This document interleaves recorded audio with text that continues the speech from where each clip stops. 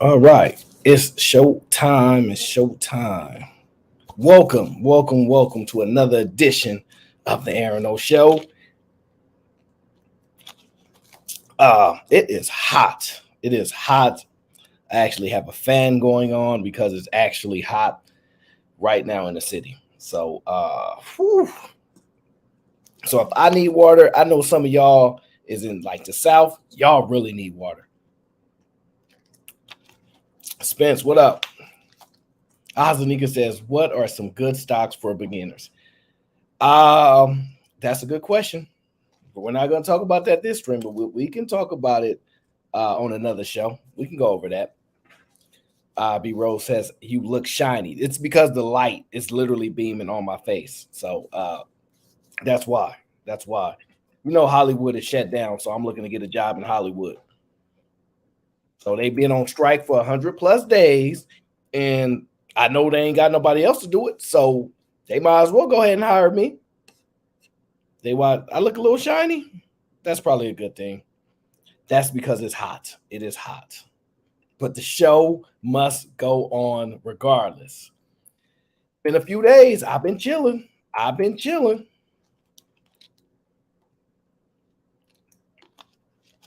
Sneaky, you'll live, darling. You'll live. I've been chilling the last couple days because the streaming war has been going down. But you know me, I'm now y'all know why I stay in my own lane, mind my own business. I see Canada's here early. Okay, Vanny Roo. I see what's going on. I can replace Will Smith, no doubt. But certain movies he did, I'm not gonna do. It's certain movies he did that I'm not willing to touch. He's a much braver individual than I am. I'm not taking some of them acting gigs he had. No way. No way. Let me slide this over here. Okay, there we go. Okay. How's your day been going? Did y'all have a jam-packed day already? Did y'all already have a jam-packed day? I think y'all did. See, I've been working all day, so I don't know. I don't know, but I know today been busy. B Rogue's Man on Fire is my all-time favorite. B Rose, that's my all-time favorite movie. Now I kind of think you stalking me at this point because there's no way you should have known that. There's no way you would have remembered that that's my favorite movie. So I think you're stalking me. It's fair to say. It's fair to say. Hi, yeah, it's been a crazy day and it's hot, hot, hot.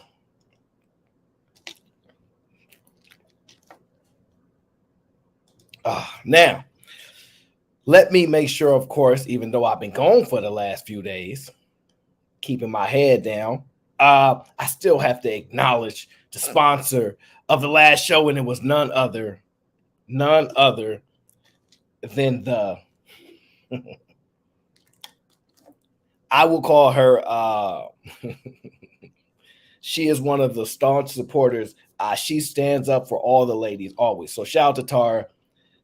She is definitely what is it called? Girl code. She is girl code all the way. 100% girl code. But I rock out with Tara. So shout out to Tara, sponsor of the last show. Last show was a lot of fun for me. And today was a lot of fun. I was in the chat earlier listening. I was like, man, this show turned up. But I was going in and out because I had to pretend like I work. Y'all know me, I'm an actual bum. But every now and then pretend like they work for the YouTube pictures, right? I pretend like I got a job. It ain't no shame in that. It's part of a manipulation technique is to pretend like you have a job. Us men been doing it for a long time, right? And then if we have to, we'll quit our job. We won't get no child support out of me. that wasn't funny. It wasn't funny at all. So shout out to Tar. Thank you for being a sponsor of the last show. Now today, what are we going to be talking about? My last show got slightly derailed. So I will not cover the initial topic.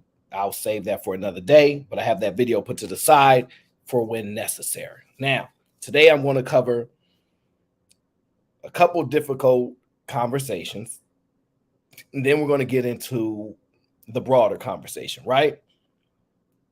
You better not tell the judge on me. I ain't got no kids anyway. What judge you telling on me, Alex? What judge you gonna tell on me? Got no kids. Judge ain't gonna be able to do much. Now, I want to get into this mother's plea. I want to get into what I dictate. I'll probably get in trouble, but it is what it is. I mean, it's YouTube. You got to figure it out as you go. And then I want to talk about the impact of mothers. I want to talk about the impact of mothers. That is going to be a broader conversation for the people, but I think it's going to be an important one because I see it playing out. Can someone tell me where? No, we'll come into that later. We are going to start here. This is going to be a tough one, all right?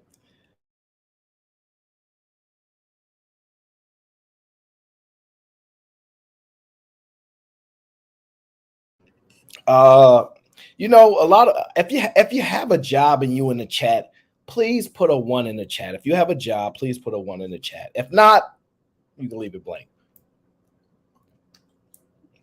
I just want to get a baseline for people who actually work and who do not work.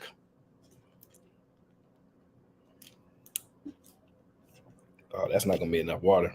I'm going to need a lot more water. It is hot out here. Let me look it up and see how hot it is. Oh, well, it's 74 degrees, but that's hot for us. 74 to 78.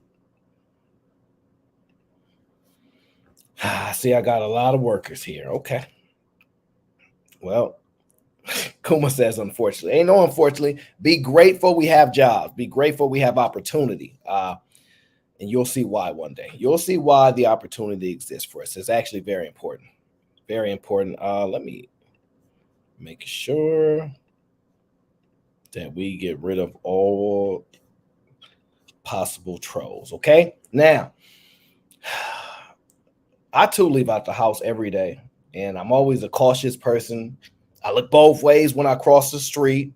I'm hyper vigilant because of the way I grew up, so I'm constantly aware of my surroundings. But some things you can just never foresee happening. Some things you just can't anticipate. And in those type of situations, it's really, really difficult for you to grasp the idea. So a lot of times when we walk outside and we're paying attention to our surroundings, we're looking through the world through our lens, okay? Where we are viewing the world through our lens. And the thing about that is sometimes because we're so focused on who we are and our impact and what we see, we forget about everybody else's perspective. And when I saw this video, it really, really made me shift my thought process. I said, well, I wasn't really thinking about it like that, but now I really, really have to think about that. I'm going to really have to think about that. So this video here that I saw, well, I'm just going to play it for you. I'm not going to even lead you too far into it. I'm going to play the video for you. We'll be on the same page. Tanea, how are you today? Prosecutors played what could be their most compelling evidence against Calvin Crew. 20 minutes of dash cam footage from Christy Spacuzza's Uber, showing the last moments her family will see her alive. Police say this is Calvin Crew getting into the backseat of Spacuzza's Uber. His hood is up and he's wearing an all-black face mask that covers all but his glowing eyes. Now, this is extremely dangerous. These masks that people wear it is causing to be a very skillful way that criminals hide and try to conceal their identity. This has caused us more trouble than we ever thought. Most of us could not foresee this being as impactful. Think about it like this. Somebody gets into your vehicle, mask on, hood on. It's so normalized that even though naturally you'd be afraid or worried, you kind of are not as vigilant or worried as you used to be. Let's just be honest. You're not as worried, you're not as vigilant as you used to be because, let's be honest, you have these masks on, these hoods on, and it's common. People walk down the street all the time. So you can have your prejudice, but you're not entirely sure, what somebody feels. Maybe they're just, a conspiracy theorist and they're just scared and they just have some paranoia and they just don't want to. Or maybe they're up to no good. It's really hard for you to tell. And in these situations, how do you make a judgment to protect yourself the best way? That's what I think about when I see this, right? He sits still, only muttering a word or two. 10 minutes into the ride, Spikuza cheerfully asks, Did you have a good day today? He mumbles, and Spikuza says, that's good. 18 minutes into the ride, police say Crew inches to the middle of the back seat and then pulls out a gun, grabs Spikuza's ponytail, and presses the pistol to the back of her head. Now, this is why that's startling. First of all, she is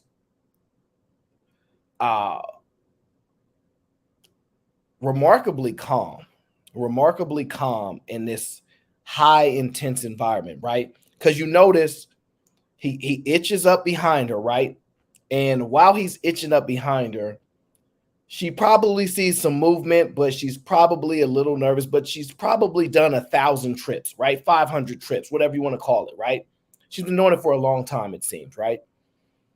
And as he places the weapon on her neck, she reaches and touches it, right? And after she touches it, and anybody that's actually done that before or felt a weapon, you know that there's no really way of unfeeling that. You like, yeah, that's kind of like the real deal.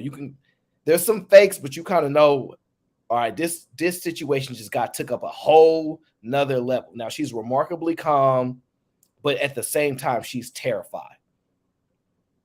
And in a scenario like this, what is a person to do? What are you to do? 20 minutes into the ride, right? Because man, I've probably taken, to be honest with you, 3 Uber rides ever, 3 or 4 tops, right? I don't take many rides. So it's a rare thing for me. And I'm a man, right? So I have natural thoughts, but this really, really shifts your mindset just a little bit. And we'll cover that. What are you doing? This is a gun. Keep driving. No, it's not. Stop. Come on, man. I got a family. What are you I got doing? a family too. Now drive. What are you doing? Drive. Please stop. Drive the car.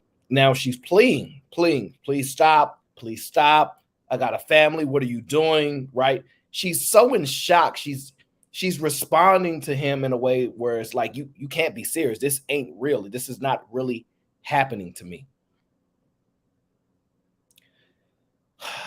So many thoughts go through your head right now, right? Now, I know what y'all thinking.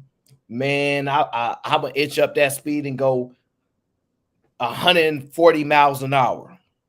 Oh, we going to flip together. Oh, we going to go up to 140, 160 miles an hour. We're going to do that together. We're going to turn this up together. We're going to turn into a tree. We're going to do something. Easier said than done, right? Because you don't know how real it is until that moment hits where you're like, oh, this whole thing just changed. But I must say, this is very scary. This is a scary, scary sight. I have 4 kids. What are you doing? Detectives on the case say the video was heart-wrenching to watch. Now, she says she has 4 kids. Now, I got 4 brothers.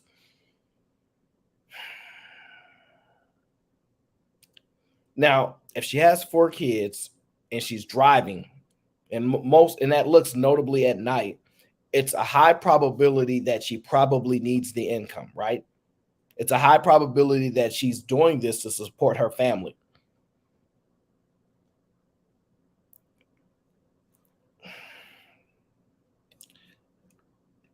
Oh, man. But acknowledge it could be key to getting justice for Christy Spicuzza and her family. She tried to reason with him and try to plead to his humanity. Knowing what's coming, watching what Crew is doing without Christina even knowing what's coming. When the dash cam footage is ripped off the windshield, the ride doesn't end. What we don't see, police say Christy Spicuzza was forced to drive for another hour while Crew accessed her financial apps like Venmo, PayPal, Dollar Bank, and Square. No. So this guy decides to, one, smartly, I will say, he removes the camera, right? Which at this point, I think you're going to have cameras at every angle. Every seat in the back, you need like 6 cameras. I think at this point, it's evident, right? And you may need even more precautions, but to what degree will that actually help in a scenario like this? He accessed her financials. She's an Uber driver, and I'm not saying that in any like just disparaging way, but what do you think? You think you were going to do a transfer from her account to your account? Like seriously, like honestly, do you think you're going to transfer from one of her accounts to your account as if they won't be able to track that? Like, what are you going to do? You're going to send the money to a friend's account and then have your friend give you the money and implicate them? They're going to definitely tell on you. So what are you hoping to actually achieve while you're robbing someone that has no actual physical money? All the money that are apps that have transfers are all trackable. So what are you think you're willing to do in this scenario? What is the purpose? You drove an extra hour trying to get money while actually paying for the ride. So you thought you were going to get more than $20. That's the hope, right? Why? We can never understand what goes through someone's mind at a time like this. So we just assume it. We will never know what Spicuzza went through on the rest of that ride, or how else she tried to fight for her life. But we do know the ending in the video that sadly can never be rewound. What? I'm not going to like that.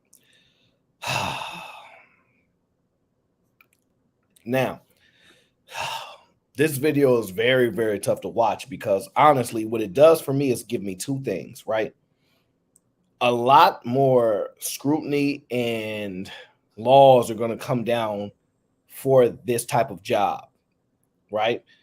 Ways to protect drivers. Because let me tell you what I thought, right? Because I am usually a rider, right?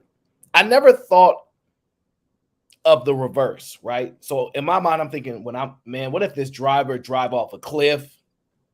What if this driver ran into a tree? What if this driver says, this is my last day on earth? What if they're crazy, right? What if we're going over a bridge and they decide we go into the water together, right? I'm always constantly thinking of stuff like that, right?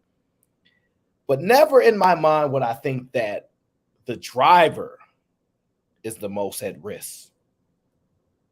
But now I have to look at it that way. Now I have to really realize that this is one of the most at-risk jobs you absolutely can have. And if that's the case, how much money would you pay somebody to be this at risk at their job? At this level of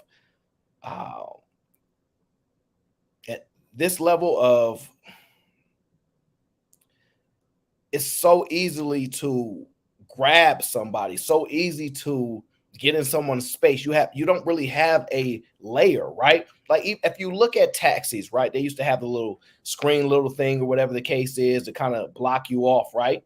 And to a certain degree, it seems that that's going to be a requirement now, right? To where you have to be in the back and you have to have like a limo style windows to block you from the driver and then from the back.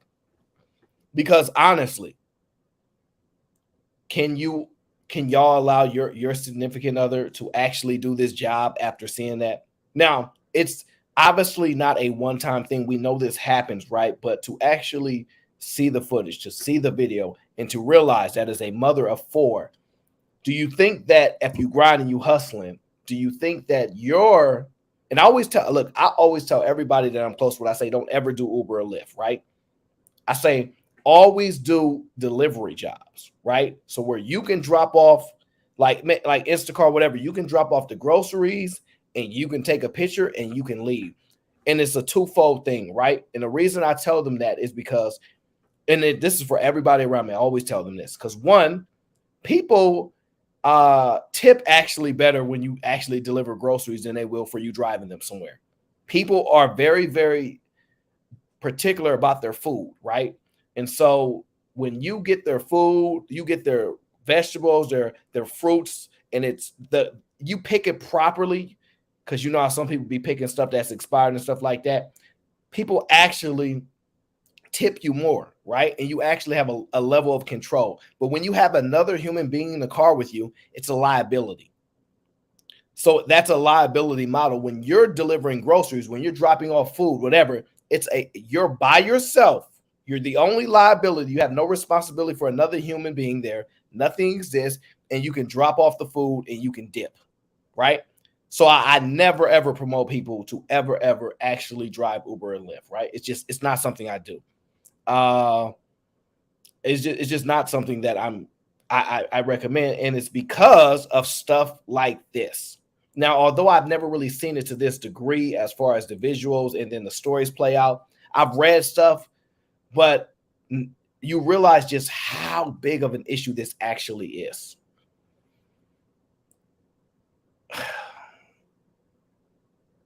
And I'm torn, and I'm very much torn, and I'm gonna tell you why. The one of the very few times that I took an Uber, right? It was a lovely older lady, right? And she was a recovering drug addict. And she was really sweet. And she was energetic. And in my mind, I think twofold. I'm thinking, wow, what a great opportunity this is for people that have more difficult times going through interviews and getting a job, for them to be able to just go through an app, upload a picture, whatever the case is, and be given a job immediately to where they can earn money. Like, it's literally like employing so many people that don't have certain skills to get jobs, right? But when you think about the other aspect is the vulnerability that exists. Now, don't get me wrong, men are extremely vulnerable, but as men, I don't look at their safety as high as I look at it for women. I'm just being honest with you. Laguerre, what up? Hey, Robbie, thank you for the super chat. Thank you, Robbie. I appreciate it. She says, hello, my love. Hey, Miss Robbie, I definitely subscribe to your channel. Don't forget, I did do it. I did do it. I don't want to get in trouble. I don't want to get in no trouble at all. So, Robbie, please make sure you drop your channel. Don't play with it in the chat so people can subscribe to Robbie's channel, because I'm subscribed, so y'all best be subscribed, all right? But it's extremely disheartening to see this type of stuff. And honestly, I don't even know if, and this is going to sound wild crazy, this is not a one-off situation, it's not hyperbolic. I don't even know if people should continue to do these jobs. I don't even know if people should continue to do these jobs because, one, how can we protect people? How can we protect people? People need the money, but how can we protect people from it, right? I can't advocate in good faith for these type of jobs. It's such high risk. It's such high risk. I love the business model that it creates. I love the fact that it can move so many people out of not having a job. Guys, make sure y'all subscribe to Raw B's channel. Don't play with it, because that's her favorite line. Don't play with it. Don't play with it. Don't play with it. She is creative. That might have, you know what, now that I think about it, that might have been some marketing by her. She's been telling us don't play with it for a while now, and then she dropped the channel on us. But I am extremely nervous for people doing this job. I am. And so listen to me. If y'all have family members, if y'all have anybody that you care about, please tell them to stop. Tell them to only do delivery jobs where they don't have another human being, another liability in their car because of situations like this that you cannot control. It is extremely dangerous. And so when I saw that, I was just like, wow. My heart just goes out to her and her family, because she needed the money. You can tell she needed the money. And you can tell she was good at it too. She was kind, she was quiet, you know. And because of some individual's own demons, own issues, it cost her ability to make it home to her family. And this type of senseless stuff is sickening. It really, really is. There's a level of frustration that exists because I feel like I'm bashing the business model, but I believe it's extremely dangerous. And I think that we need more protections around drivers. Let's just be honest. We need more protections around drivers, because this is scary. This is scary. And it just keep being more and more cases. Just more and more cases just keep popping up. So if I'm just going to be honest with y'all. And I don't see that this is going to stop anytime soon. Now, where is... Now, I want to talk to you about this mother.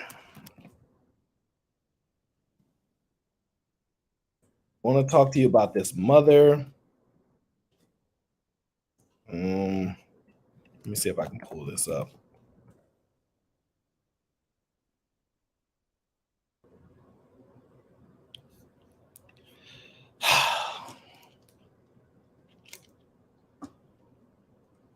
It's extremely, extremely disheartening.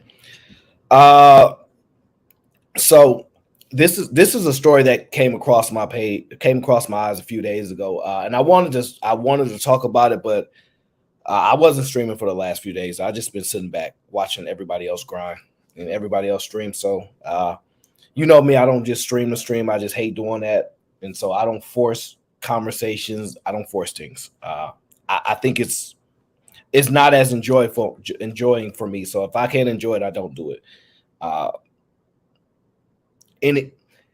Even in the hard conversations, it's meaningful, right? And this particular story is actually around my neighborhood, right? So it's in my area, right? This gentleman right here, I'm gonna play his story. A man who moved to the Bay Area just 2 weeks ago. Now, he literally, with his family, moved to the Bay Area within a matter of a few weeks. Within a matter of a few weeks.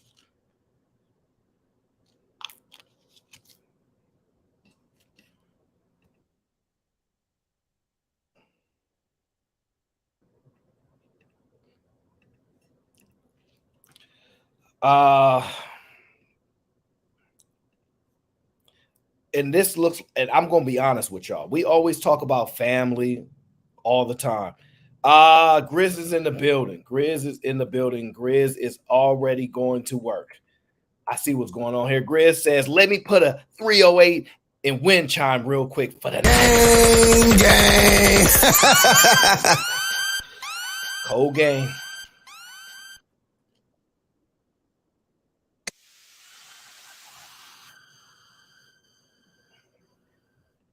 I see it's gonna be one of them type of shows for Grizz. Huh? I know what Grizz is kind of riled up from earlier. I know what it is. You kind of riled up from earlier because I know you've been that the show earlier had everybody riled up. I get it. But this, look, I'm gonna be honest. Looking at this family, looking at this picture, this, I'm gonna be honest. This looks like a really, really dope family. Really, really dope family. Smiles. You know how hard it is to get. I don't even like to smile. You know how hard it is to get a guy to smile in the picture. I can't stand taking pictures. I hate it. I don't like taking pictures. So my mom, every time we go, I remember I told you I went for my grandmother's 75th celebration of life. And it was a really, really great time. I got to see a bunch of family members that I rarely get to see because we work here 7 days, right? No time off, no breaks, just grind. And unfortunately, you miss a lot of time with family. That's the sacrifice that I have to make in order to navigate the life that I'm living. It is what it is. And it is very difficult to balance that. And you guys have to understand that There's no correct pattern. There's no correct path. Donnell, what up, bro? I talked about it last time, knowing if getting 85 years old and being really, really well off and done well for yourself is worth the sacrifice that it will take for you to take away time with your family, or will you look back at it? I mean, I think I kind of talked to Anton about it briefly. Or will you look back at the guy that's working 40 hours a week but gets to go home to his family every single day? And he didn't retire. He didn't die off rich, but he got that time in with his family. How do you find that balance? And that's something that I'm struggling with, trying to make sure I make the right decisions. And I'm fortunate that I don't have a child, because this would be much more difficult, and this would hurt a lot more. So I'm still trying to navigate that, because I don't know the answer to that. But just seeing this picture, super dope picture. You can see the brothers and sisters. Like, you can just see a very tight-knit family. It is what it is. This guy came out to San Jose, right? He came out to work around my, and he's a software engineer, right? And he got a job at Netflix within a few weeks. So a very, very bright kid, very, very bright, right? And this is part of the story. Missing. Tonight, the family of Johannes Kedana is desperately searching San Francisco, hoping to find him. We want to take home. I need my son. I need my son. The missing 22-year-old had just graduated from Cornell and started working at Netflix 2 weeks ago. Good evening, everyone. I'm Alex Savage. And I'm Julie Hayner. He was last seen Monday evening when he took an Uber from... Now, see right there, right? First of all, it's very difficult to listen to what that mother is saying. It is very difficult. If y'all heard if you can just see the pain on his mother's, like, if you can just hear the pain in her voice, right? That is very difficult to hear, because all of us here have mothers. We all have mothers. And a lot of us, we got the saying, "Yo mama black," right? Now the reason why this is difficult, Nino, he got hired at Netflix after a few weeks, just graduating college. Yeah, he got hired at Netflix, and he came to the Bay. Basically, he moved to San Jose. And if y'all ain't never been to San Jose, it's very, very nice, very, very expensive place to live. All right, it rivals San Francisco. It rivals New York in a lot of ways. It's probably the most expensive place in all of America. If you look at a bunch of metrics, you will see this is a very expensive place. It's a very nice place. Weather is phenomenal. But he was a very bright kid. Graduated Cornell. And if y'all know Cornell, it is a very prestigious school. It's probably ranked in the top 20. And just a bright kid, bright future. And after I just left the last video, right, where we talking about the situation that happened in the Uber and the driver that is super at risk. Now you hear he's last seen getting into an Uber. And that just strikes me, man. It just strikes me, because the parallel is disheartening, because we know the manipulation that can happen to somebody in the back of an Uber. And I told y'all, is when y'all get into these cars, a lot of y'all guards are down. Right? A lot of y'all think it's so normalized. Like, I kid you not. My paranoia, every time I leave out the house, it never drops. And some of y'all might be like, that's so sad. That's so sad. It's worth it to me. It's worth. I'd rather be hyper aware when I leave the house all the time than to be super happy because I don't have to think about the possibilities. It's not an option for me. And so I am extremely aware, pay attention. I go through scenarios in my head. If this happened, what do we do here? So I break it down. And I try to put myself in the most advantageous position as I possibly can. But we're human beings, and nobody can 100% protect themselves ever. Cannot. You can defend yourself, but you cannot 100% protect yourself, and that's life. And so just to hear it correlated, he got last seen getting the Uber after we just had the conversation about the Uber. It is extremely disheartening. because he's only been here for a few weeks. He's only been here for a few weeks. And listen, I'm going to be honest with y'all. I know, Robbie. I understand. There's almost no ways to travel, especially if you can't buy a car, because we know the car notes is like $750. National average has been pushed up to $800. I follow it. I know. And it's a normal thing. It's a techie thing. It's a millennial, a Gen Z thing. It's so normal to us. They normalize the process. I get it. And like I said, these are risks that we take when we leave out the house every single day. But it sucks knowing that the story we just left, and now it's another implication of a possibility. We don't know if that is what happened, but it's a large possibility that taking that ride is your last ride.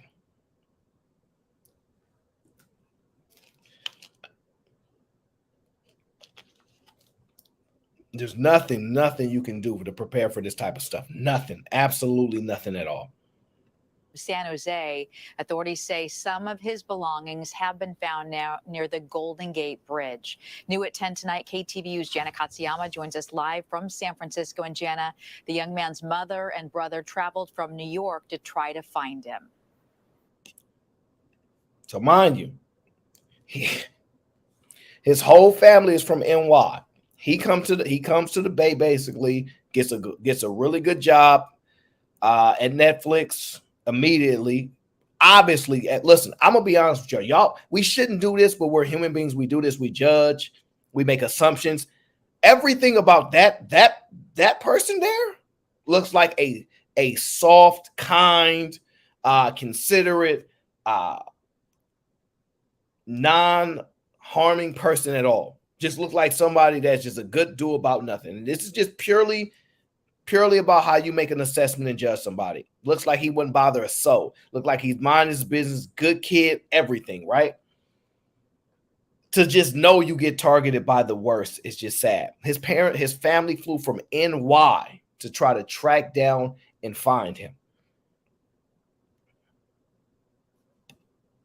And some of us have families and they won't even travel 30 minutes to see them. Julie, the father also, he is one of 3 children, and he recently moved out to the Bay Area, they said, to start his new job. They found some of his possessions, a phone and a wallet, in a grassy area between the visitor center and the cafe that's up there on the hill.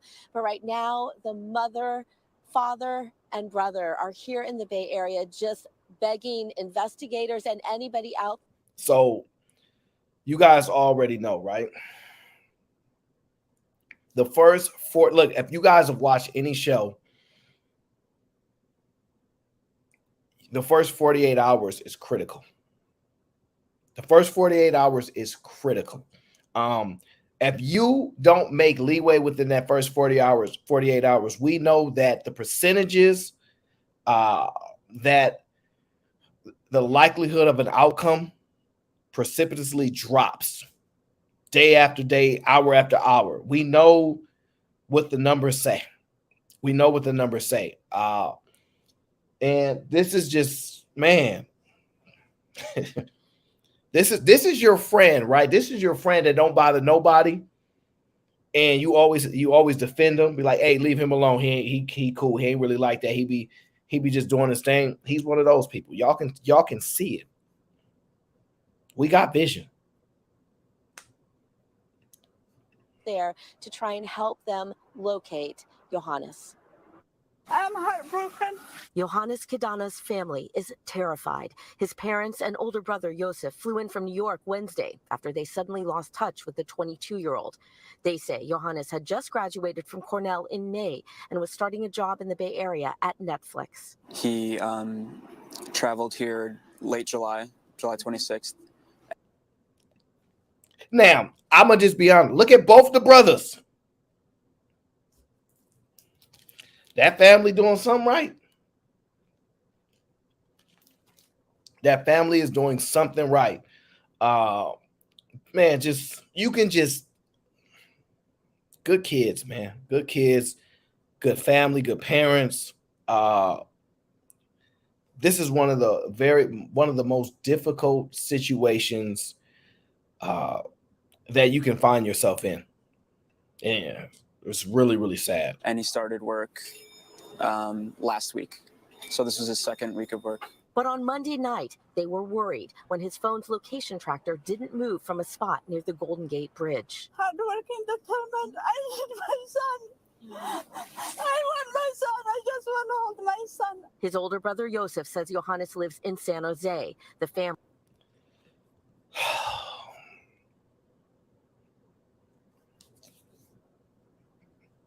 Now, you can tell this is destroying her. You can tell it's destroying his brother. Now, his brother is trying to be as strong as he can because his mom is an emotional wreck. And y'all know he's internalizing this, right? But at some point, we all break. At some point, we all break. I don't care if it's 2 years later, 3 years later, 4 years later, we all break. We all break at some point, right? That emotions that we try to hide, that emotion we try to push down, especially as men, we try to be strong for the family. You can only hold for so long, only for so long. You can only hold it for so long until it gets to that point where you're just broken down. Family notified police there, and officers found some surveillance footage at his apartment. 2 young colleagues of his saw him and were able to talk to him, but he said he was heading to San Francisco to maybe meet a friend. The last footage that I've seen of him was him leaving his apartment building, getting in an Uber in a black Toyota Camry.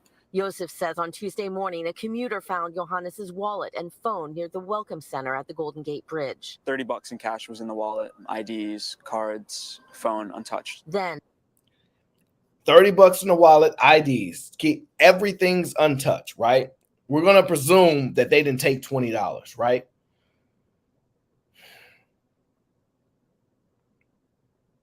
We're going to presume that they did not take $20. We're going to presume that if you're going to leave somebody's belongings, something is deeper at play. I don't know if it's a robbery. It doesn't seem to be that case. Doesn't. To be honest with you, if it was a robbery, this would be easier to digest, right? We can put a cause to the situation like, okay, they try to rob them, whatever the case is. It seems like it's deeper than that, though. It seems like it's deeper than that. And on Wednesday, they say police found Johannes's backpack. It had 2 of his laptops and some personal documents. Now, they found 2 of his laptops. Now, you know he's a techie, so he got multiple laptops. They didn't sell the laptops. Now, let me tell you why that's a little disheartening. I'm gonna tell you why. Gosh, I didn't know I stopped it at that picture. Most times people gonna sell that stuff.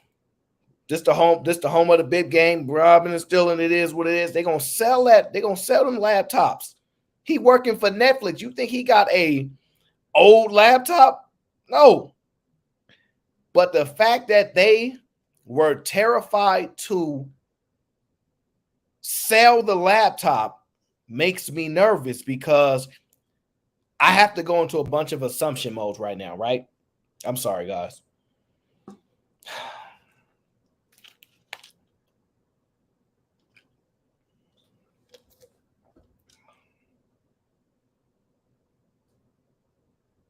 I have to go into a bunch of assumption modes because in my mind, I'm thinking if they're terrified to sell it, it's because they don't want to get caught, right? Because if you just rob somebody and they still around, you're probably going to try to sell the items and make some money. Let's just be honest. But if you try to, I don't know, force somebody to do something, I don't know, I'll even say this, maybe hack something. I don't know to what degree his skills were, but let's just say if he got a job as a software engineer and at Netflix, graduated Cornell, he seems not only how it sounds, but visibly like a nerdy-ish kid, accomplished kid, a focused individual, a well-typed family, really, really, really smart. And he may have a wider range of skills, right? So to not try to sell the laptop hurts a little bit more, because at least if they try to sell it, I'd be like, okay. But the fact that they didn't take the money, they just panicked maybe. It leaves your mind to make a lot of assumptions. And I'm very good at letting my mind create, right? But it also, for a family, the last thing you want to do is to let your mind run wild in a scenario like this. Let's just be honest. This is not an ideal situation at all. They are searching and hoping that investigators will help them locate Johannes. Calling medical centers, homeless shelters, visiting, distributing posters, doing everything that we can in our power to get my brother back, my best friend. See, I can't stand doing interviews.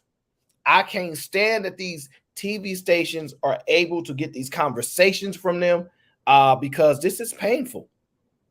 These people cannot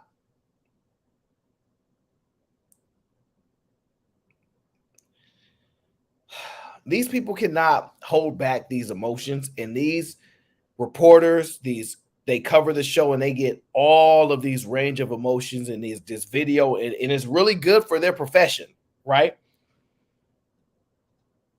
But now the second part is maybe it's a plea to the person that might have someone captive to know, hey, I have a family, just let them go. You know, I'm not an FBI behavior specialist, right? So I know it can be a twofold type of thing. I just hate these interviews. I hate these conversations after a tragic situation has occurred, and they want people to be on the news and record them in these states. I just don't like it. I could be wrong, but that's just me. I just never been a fan of it. I need everything possible to be done. I just want my baby dead or alive. Now, that part right there is a really hard part to hear, right? And I'm going to rewind it so you guys can hear what she said. To be done. I just want my baby dead or alive. Now, she said, I want everything done possible. And I just want my child back, dead or alive. Now, the hard part about this is this. Do you know how hard it is for a parent to have to accept the possibility that their child is no longer here? Do you know how painful it is for her to say that? Because she can't sleep. She can't sleep. She can't think. She can't eat. She can't see past tomorrow, right? Because she just needs to know. She just needs to know, yes or no. She don't want to be in this nightmare every day she wakes up, knowing that, yes, it could be, or no, it isn't.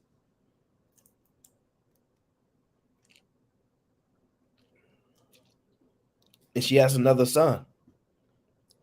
Now, what do you think happens to that young man as now, honestly, this what makes it harder, right? His brother is his best friend. Do you know how hard it is, right, for parents to lead a family and have their family so close that the brothers see each other as best friends? Do you know how hard that is? Most people have their best friends outside of their family. Let's be honest. Most people's best friends is not their sister and it's not their brother. They love them, they close, but their best friend is usually somebody else. To nurture and create that environment to that family, you can see how close they are. And now she is in a nightmare cycle, day over day over day over day. And she's still got another son to take care of. She's still got another son to help guide through in this world, right?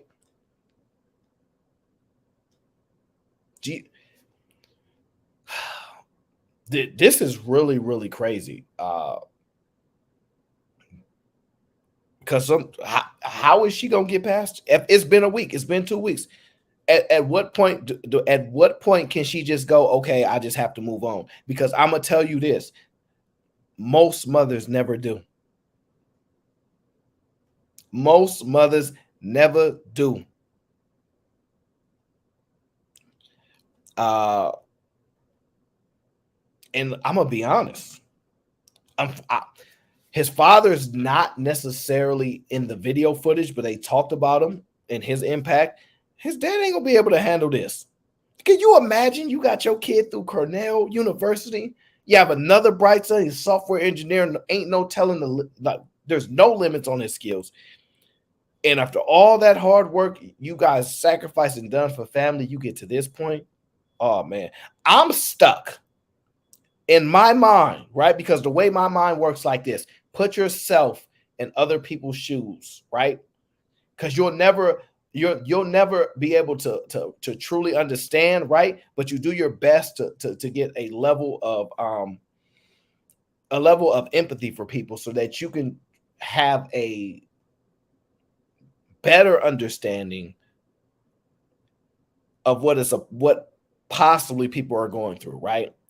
I'm struggling with it because I'm thinking of all the kids that just throwing their life away, doing absolutely nothing, giving their mother the worst time in the world, making their dad look worse than ever. And you have these really, really good kids. And now their life is literally at a stopping point.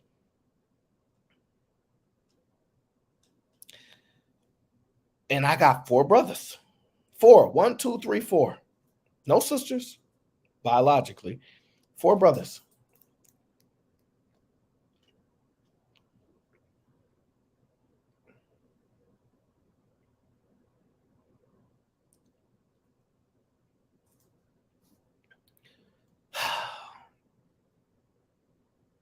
Yeah, this is a tough story for me to hear. Sometimes the things that we have connections, we all have mothers, we all have fathers, some of us have brothers, we have sisters. To know how stuck you would be in life, and just to hear her say, I just want him back, dead or alive. Boy, oh boy. It's so difficult to actually utter those words out loud, because you have to, at that point, believe that you're probably conceding to something. Oh man, it's just tough. I'm gonna be honest with you, it's just tough. I'm not gonna lie, it's just tough. Hey MC, she says, not knowing is the hardest part. I agree. And I'm gonna just be honest. I was having a conversation with a really, really, really close person to me today, and we were just talking about some of the difficult things that we're going through in life, right? And I told him, he's like, yeah, man, I worry about this, I worry about that, and I worry about you. And I'm like, the thing about life is, I personally, right, always anticipate and always believe that I'm never going to skate through life. I'm never going to skate through life without some tragic event trying to destroy me, right? So, for example, I don't believe that I'm special. I don't believe that I get to navigate through this world and nobody's dying, nobody's getting kidnapped, nobody's going through this. No, like, I don't believe I get to go through just a la life like that.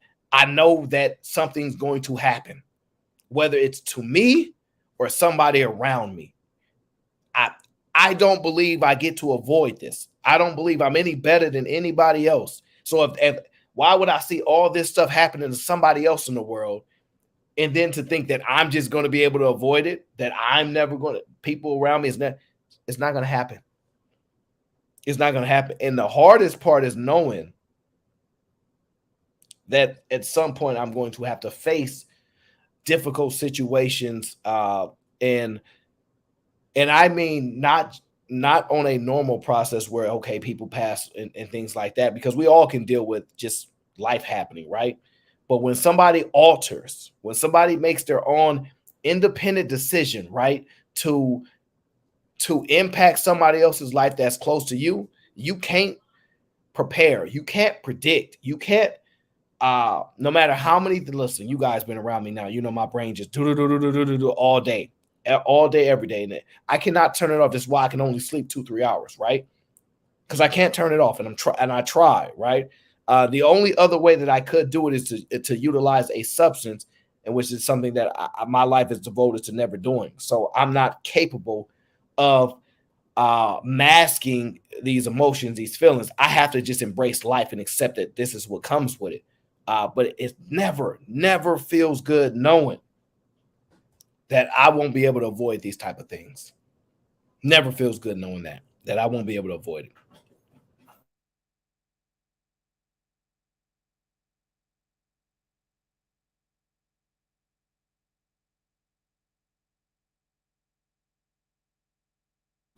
So that's just the difficulties of navigating that.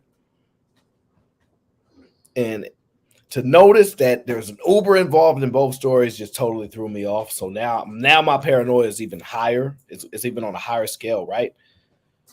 So I'm not gonna lie to y'all, it's even a higher scale.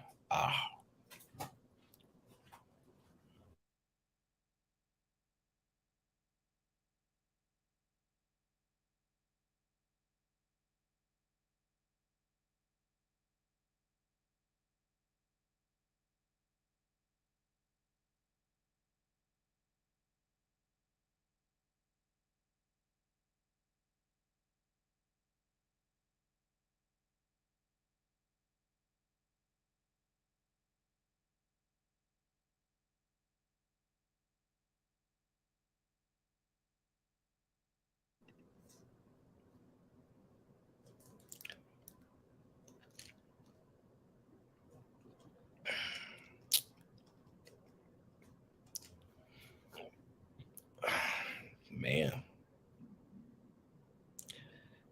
Sorry, B Rose. I wasn't trying to do that. It's just my mind is just thinking. That's all. Now, how many of y'all actually hit the like button? My likes always suck. Doesn't matter. But yeah, these scenarios just crazy to me, honestly. To just, man, I don't ever want to deal with this. I don't listen. Let me know if y'all kind of like me. I'd rather it be me. Just take me, because I don't want to have to deal with the ramifications of it being somebody else that. You know what I mean? It's easier just to take me. You know what I mean? Let me go first. I'm not the type of person that want to live forever and watch everybody else go. I'm not. So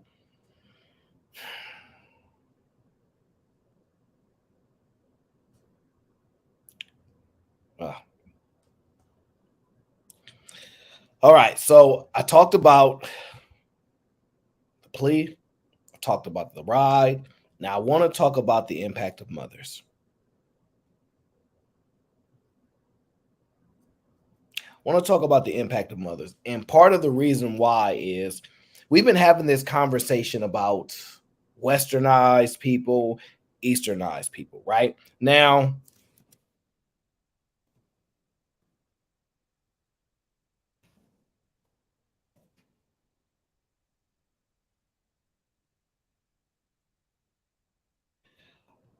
I want to talk about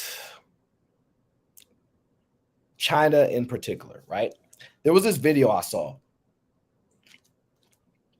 and I'm not going to put you guys through the video. I'm going to show you the video. I'm going to show you the name of the video, right?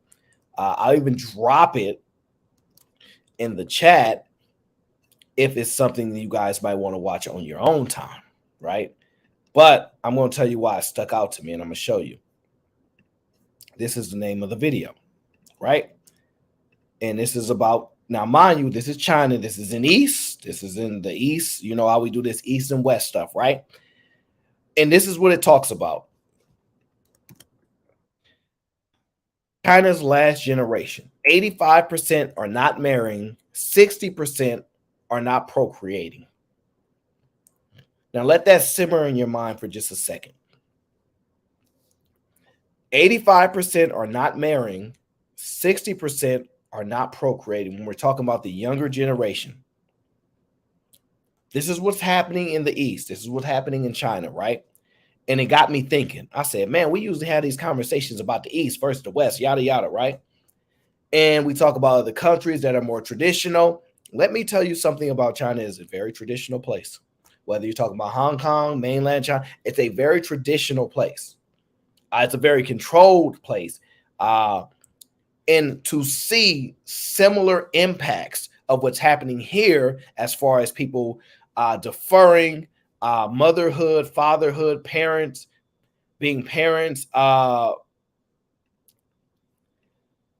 then also people just not getting married, which is unheard of because everybody knows in China after 25, you're considered a what do they consider you in China after the age of 25 when it comes to women? Do you guys know?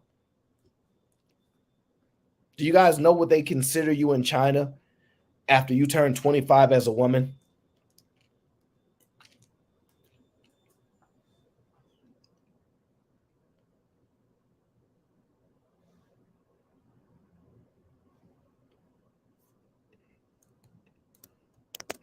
Do you guys know?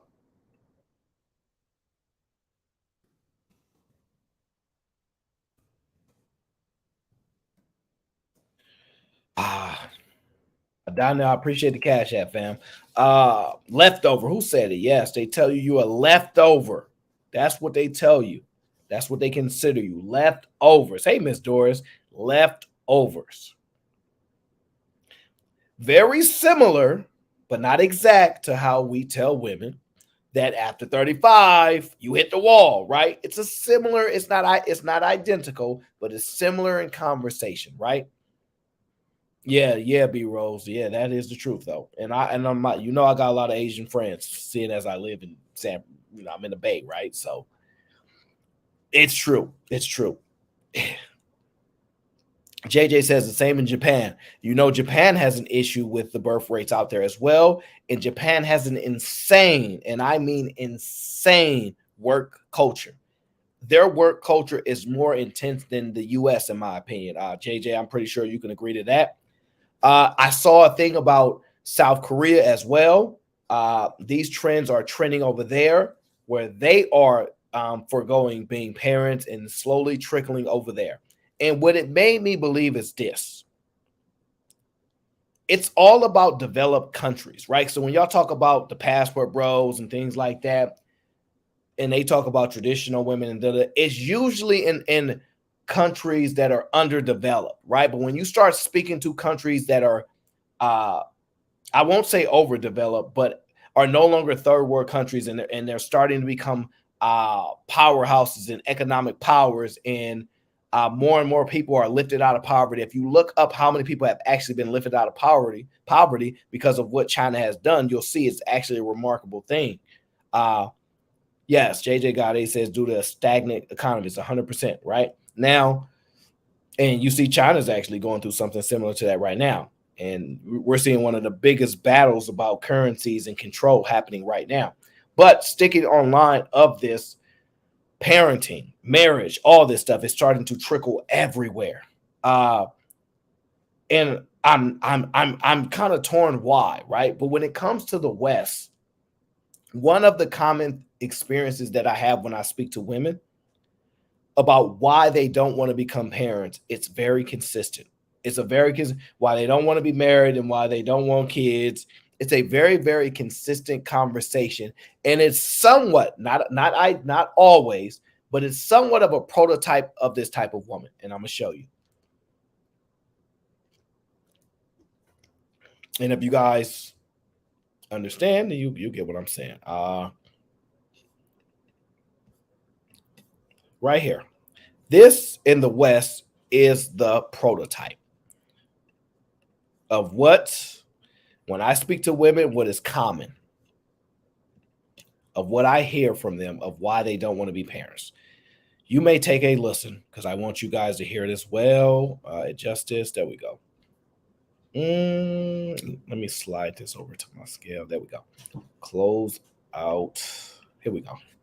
I heard you did say, while you were saying all that you did not want kids. Yeah. Why is that? Because I grew up in my masculine, grew up having to take care of family members, grew up having to play the parts in my family.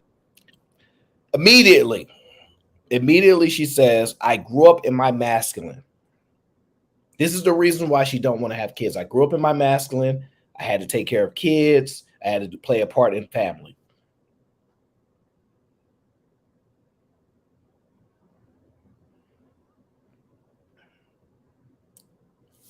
That is a common thing that I hear.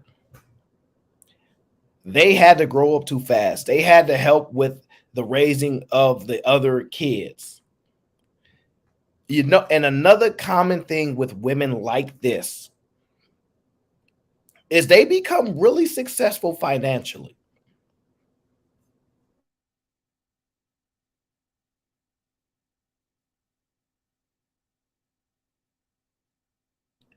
They become really successful financially because they have a drive. I'm going to be honest with you. They have a drive. They want a different outcome. They get pushed, but it's a common thing. I'm in my masculine. I take care of my younger siblings. So they expend so much energy that they then don't want children themselves because they did not appreciate that experience. They do not want to be like their mother. They don't say it often. They don't admit it, but they do not want to be like their mother. L.A. Wilkes, what up, fam? They don't want to be like their mother. It's what I've experienced a lot talking to women. This is the common language of women in these scenarios. I mean, that were empty spaces. You know, take care of a lot of kids, you know, be a parent my parents. Like, I've taken care of a lot of friends. You heard it, right? Be a parent, parent my parents. Parent my parents, which means there's a level of responsibility. She clearly was a very bright young lady. She had a level of understanding quickly. Her parents may not have been probably the most successful, which put a lot of responsibility on her, and which then required her to engage in a situation that is not necessarily, from what women say, an ideal thing, having to take care of their siblings. They do not like it. They do not like it. They do not like being forced to do it. They don't mind doing it if it's optional, but being forced to do it, it puts a burden on them. And then they get older and they say they don't want children. This is a common profile of women. Common. Very common profile of it, right? Down in the dumps, and like, I'm just always going to be that person. It's just, I'm very lucky that I went through what I went through, because it made me someone that not only can I take care of myself through no matter what with nothing, but I can take care of others in my sleep, you know, and that's a beautiful thing. But because of that, it's like, I do not want kids. I've taken care of so many kids. I worked with kids. I'm like, I personally just find kids very annoying. Ding, ding, ding, ding, ding, ding, ding, ding, ding, ding, ding. Right? She says she has a skill set, right? She's taking care of kids. It's easy. I can do it in my sleep, which I have found children to be annoying. I have found children to be annoying. That's what she said, right? Now, if that's the belief, it's actually starting to be a common thing amongst women.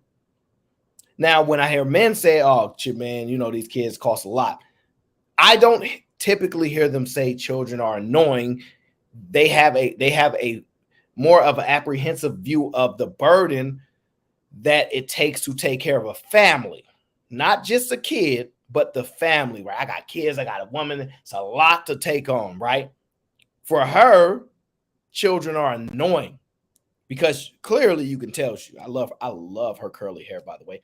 I got a thing for curly hair, got a thing for straight hair, dreads, everything. I love it all, right? Women, short hair. Listen, ladies, do y'all thing, right? Wear y'all hair. If y'all want y'all hair to look like Cheetos, flaming hot Cheetos. If y'all like the blue hair, wear any color you like. I like streaks of purple, right? I like girls with streaks of purple hair, not overly purple, right? Because it got to be tasteful, right? But little streaks of purple. I like that, right? I'm not one of those guys that tell y'all you're ashamed of your hair and all that stuff. And whatever. Enjoy yourself. But she finds kids very annoying, which is common. What do women say? look, I don't like everybody else's kids, but I might like my kid. Or I want to be able to give these kids away back to their parents. So I like my nieces and nephew, because then when I'm tired of them, I can give them back to their parents. What we have now embraced is a new culture where people are openly saying how annoying kids are.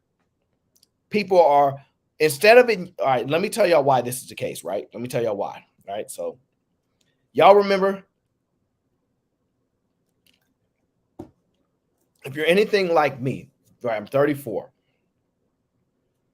Growing up, we would see commercials of the family. We would see the man getting down on one knee, walking into the new home. That would be the marketing, right? They would market families. Do you see them marketing families on TV anymore? They don't market families anymore. They don't. It used to be, I can't wait to have children. Children are going to be so amazing. My husband, everything used to be around marketing to family. If you guys pay attention for the last bunch of years, you're starting to see the marketing not be nothing near family. All marketing is now is independence. Independence, traveling, control your own life, enjoy your own life, have everything you want in life. The marketing is no longer family. And I'm going to tell you what the biggest thing about that is, right? MC in the building. She says, my daughter is 20 and she says she doesn't want kids. She said that since she was in middle school, my niece is saying the same thing and she's 16. I'm telling you, this is a common thing. This is going to be going on for a long time. And I don't know how we're going to fix this, but I'm going to tell you guys this. When I was watching that video, I dropped it in the chat, right? I talked about China, right? At first, I thought they wanted us to have a bunch of kids because then that's new people for the workforce, right? But a lot of the studies don't correlate children as being for the workforce. So it's very tricky. I don't know what it is.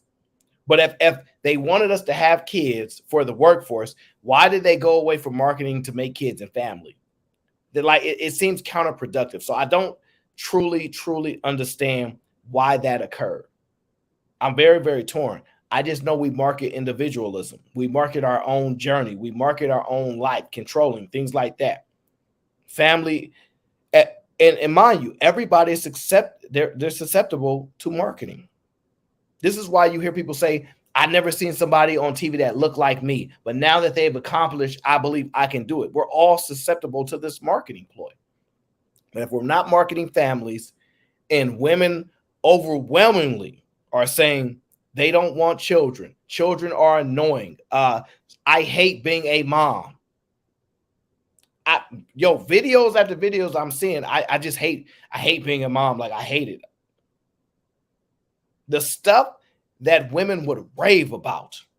The lady that we just left, she's raving about her sons and her daughter, raving, but she's an older woman.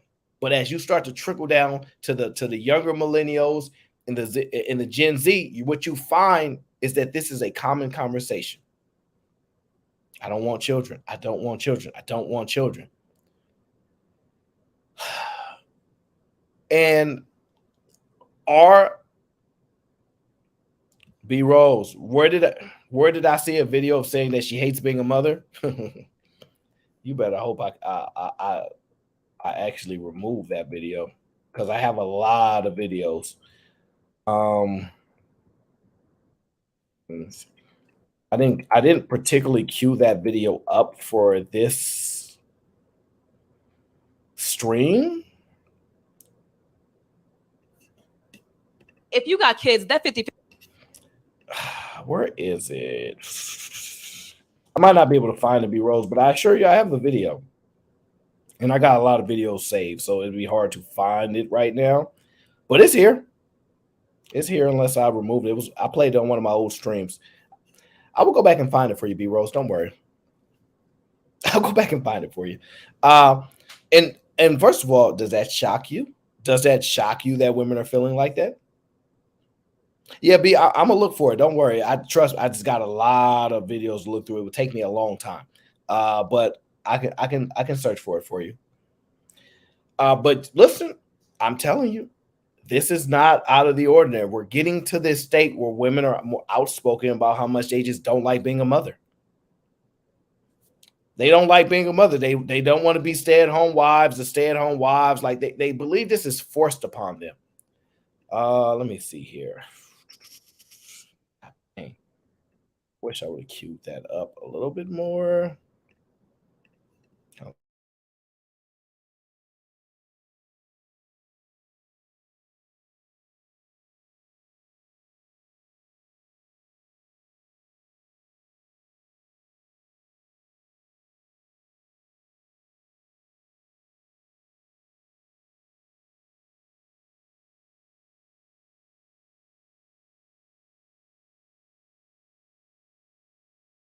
Oh, B Rose, you're in luck.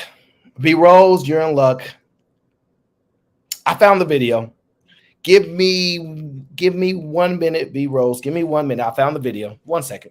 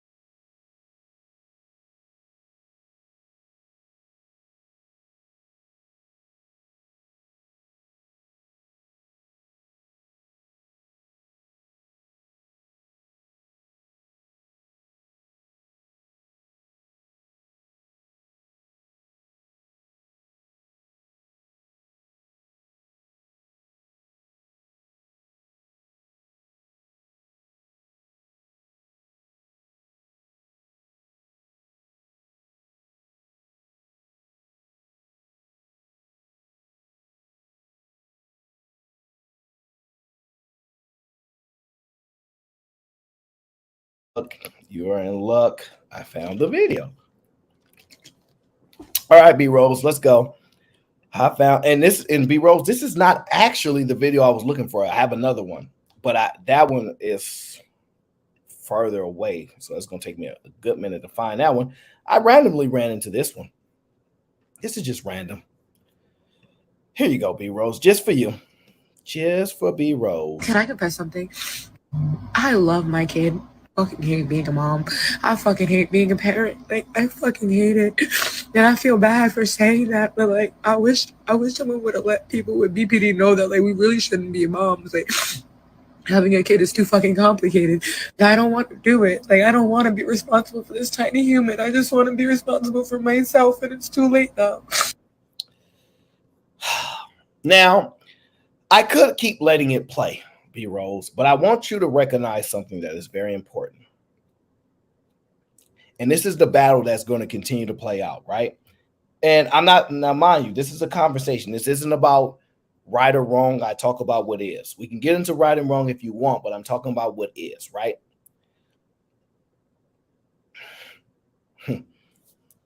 Women are the most selfish people on the planet, especially right now.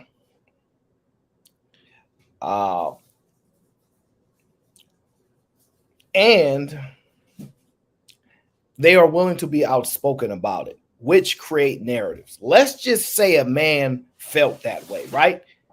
He at least not gonna say it.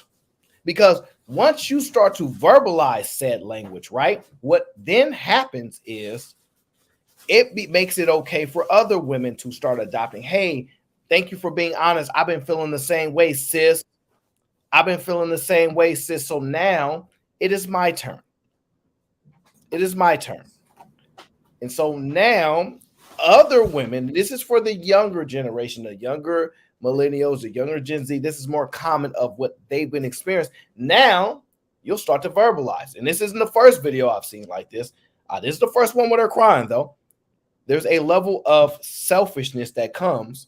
And I'm not saying that's right or wrong. I'm saying this is more and more in common. This is why the birth rates are down. This is why marriage rates are down. because it all requires a level of sacrifice, a high level of sacrifice, and you may lose something and you may not gain something that you don't know. So like you're jumping into a pool that you cannot swim in because you don't know how to swim, and you're not sure if you're going to win the gold medal as a mother. And so when you see things like that, I don't know what to tell you. I like those visuals. Is that like an arcade? Yeah, it is. We about to play. You are like the biggest kid I know. Don't play with it. Don't play with it. Don't play with it. I'm sorry you had to watch that video. I know that you, as a mother, that's disheartening to see her say that, but I know it doesn't shock you. Nah, I mean, I get it. Like, at the end of the day, she's too young.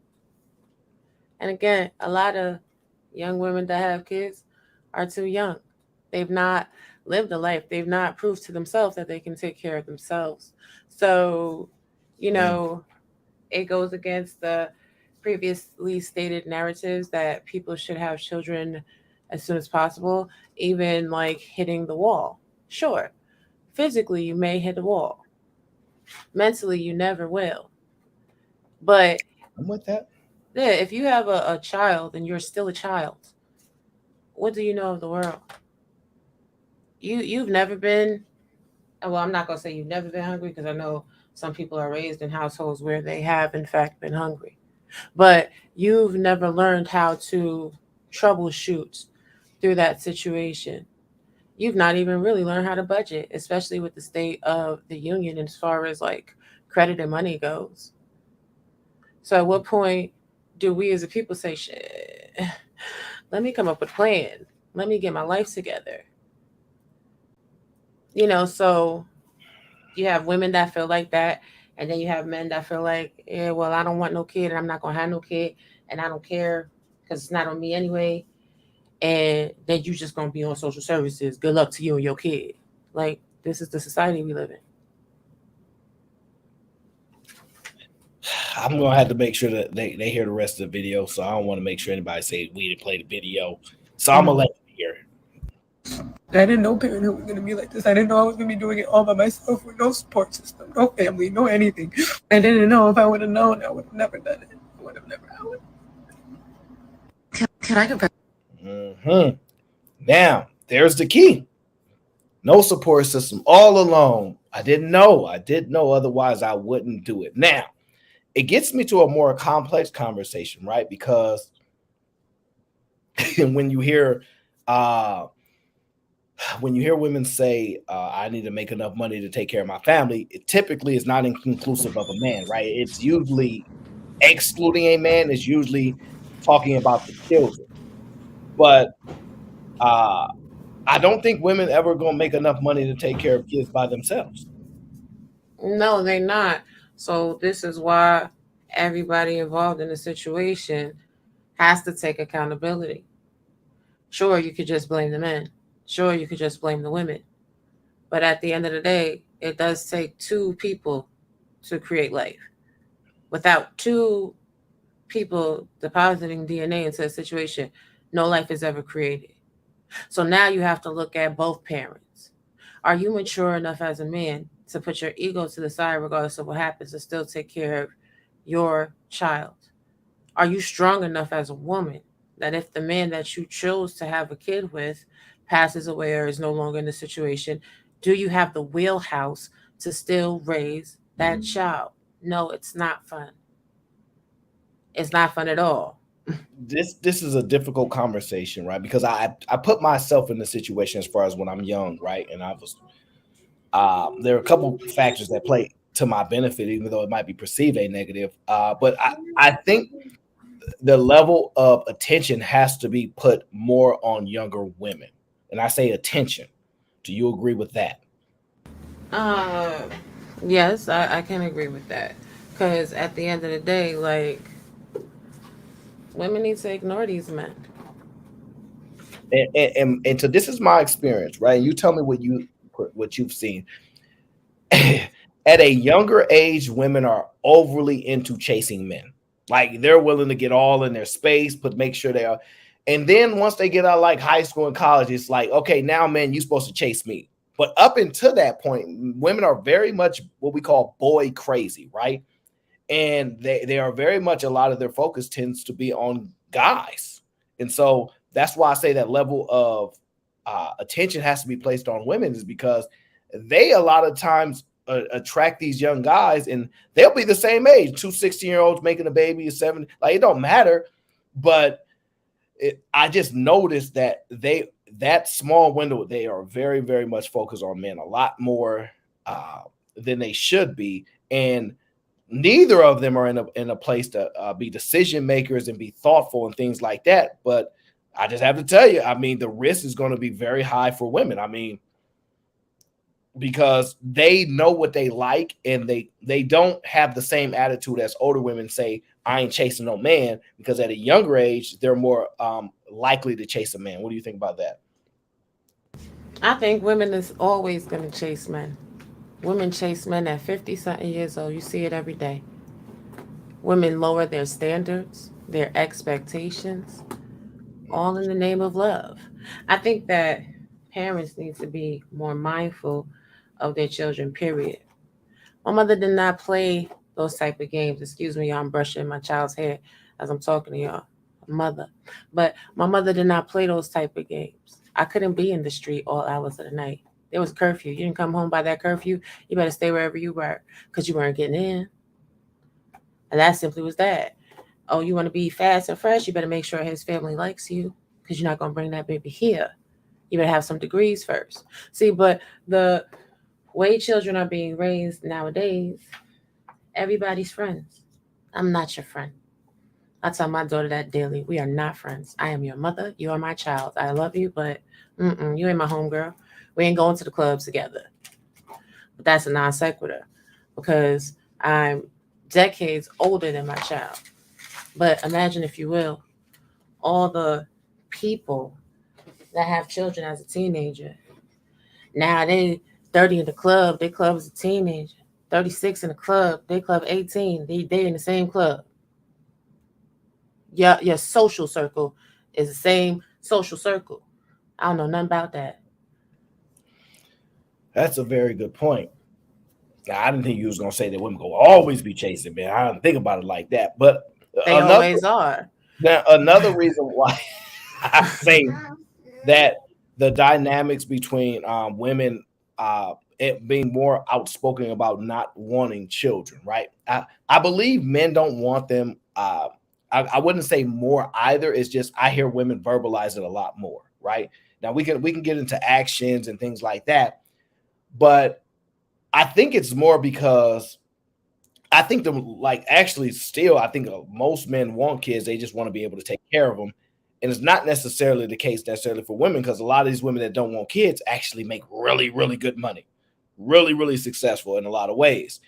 So I see a slight difference there. But I have a strong liking towards comedians, right?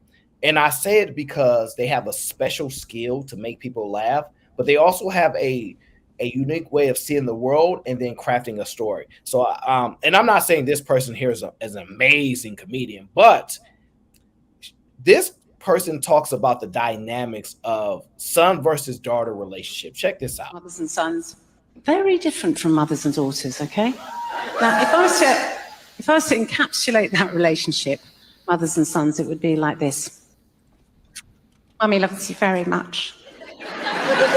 No, darling, you don't do anything. Mummy will do it for you. Stop it. Mummy's going to bring it over to you, silly. Now, listen, you just go out, you achieve, you do whatever you want, because Mummy believes in you. Okay? Now, kisses for my very special boy. Come back here.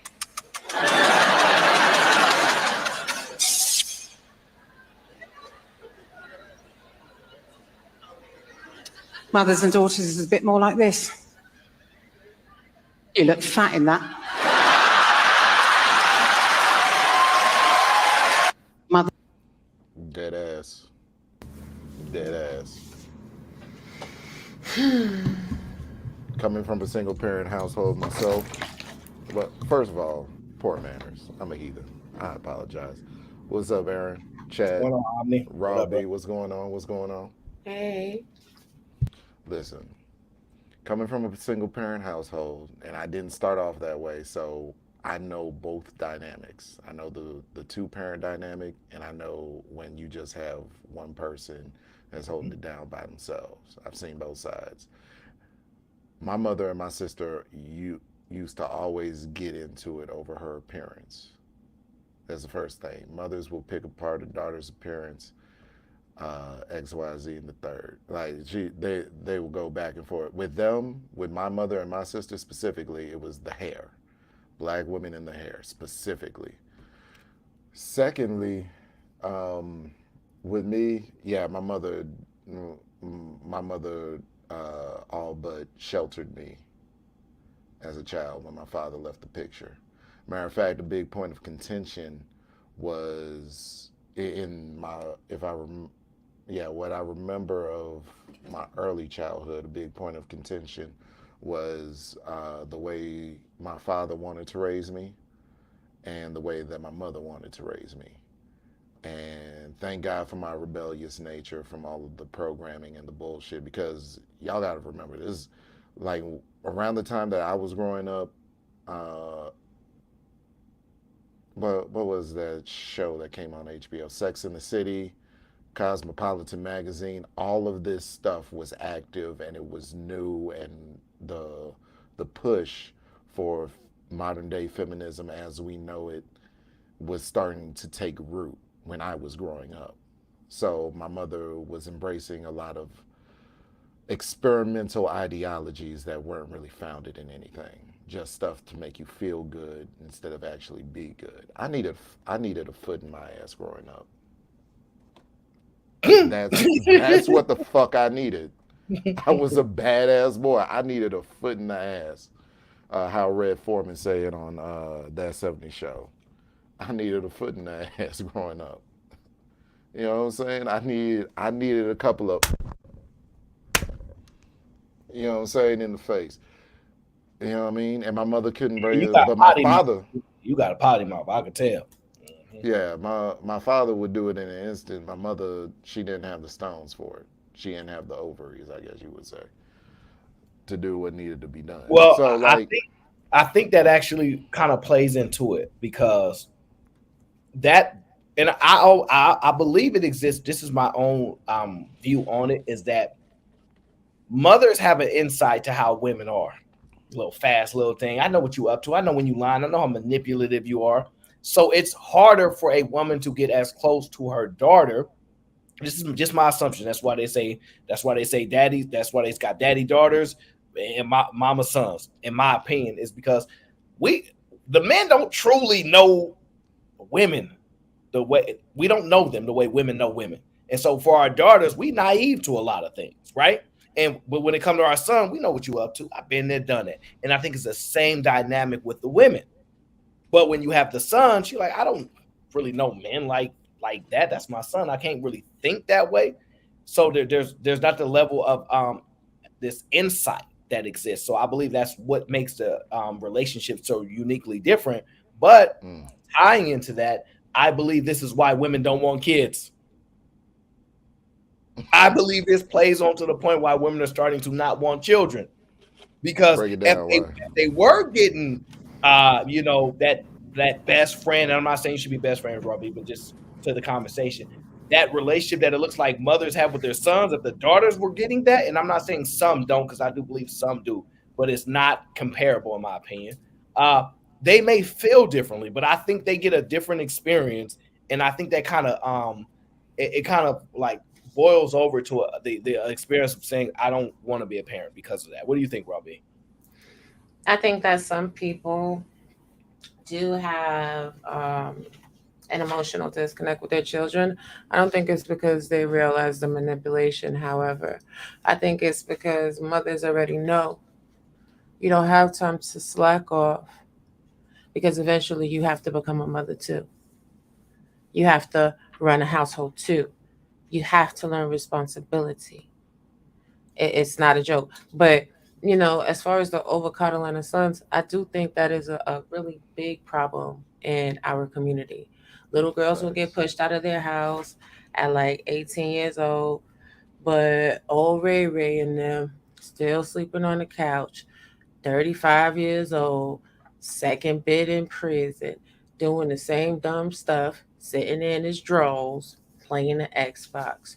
So there is. Do you see that as a single mother household doing that, or do you see it with the father in the house as well? It depends on the No, father.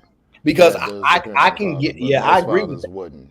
I Most can fathers get wouldn't with play that that because shit. I've actually see that a lot, and that's why when women up here, you still living with your mom in the basement, I'm like, shh, but I don't have no kids, so don't judge me. But all these other men, they be having kids, you know what I'm saying? So the way I see it is that I've seen a lot of older men not amount to nothing as far as their productivity and going out to the world and do stuff, and mothers just baby them in their 30s and 40s. I see this to this day, and it's not just like black kids. So I see it like in a lot of other spaces, and it is much more with a boy, and the girls actually do be a little bit more productive in that dynamic. I don't typically see it when the father is as present. But look at what little girls get to play with growing up. Well, what they used to play with anyway. They play with washing machines and dryers, kitchen They ain't sets. playing with no wash machines. Who not? I'm sorry. I know I'm a different type of mama. Little girls should be playing with kitchen sets, washers and dryers, I was like, where they at? dobbies. I mean, they used to. I mean, but They did. They did. I'm a different type of parent, so we still kick it old school over here. I hit the wall. I had mine at 32, advanced maternal age. But that's the difference when we're talking about people having children young and people having children older. When you're young, you'll see anything trendy, anything. Oh my God, everybody has a baby Bjorn. Let me get one too. Meanwhile, your baby dies of SIDS. Oh my gosh, everybody's going to Jamba Juice. Let's go to Jamba Juice. Meanwhile, Jamba Juice is 185 teaspoons of sugar in one 8-ounce cup, and you giving your child the crack. So now they're running around the house crazy, acting a whole damn donkey. But older parents know better because they've lived through some things. And of course, they have a tendency to pay more attention to the studies and the research.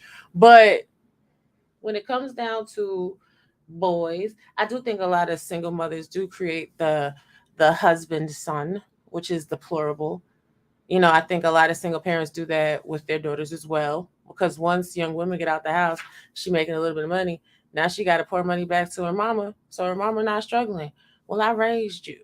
You understand what I'm saying? Sons don't really get that.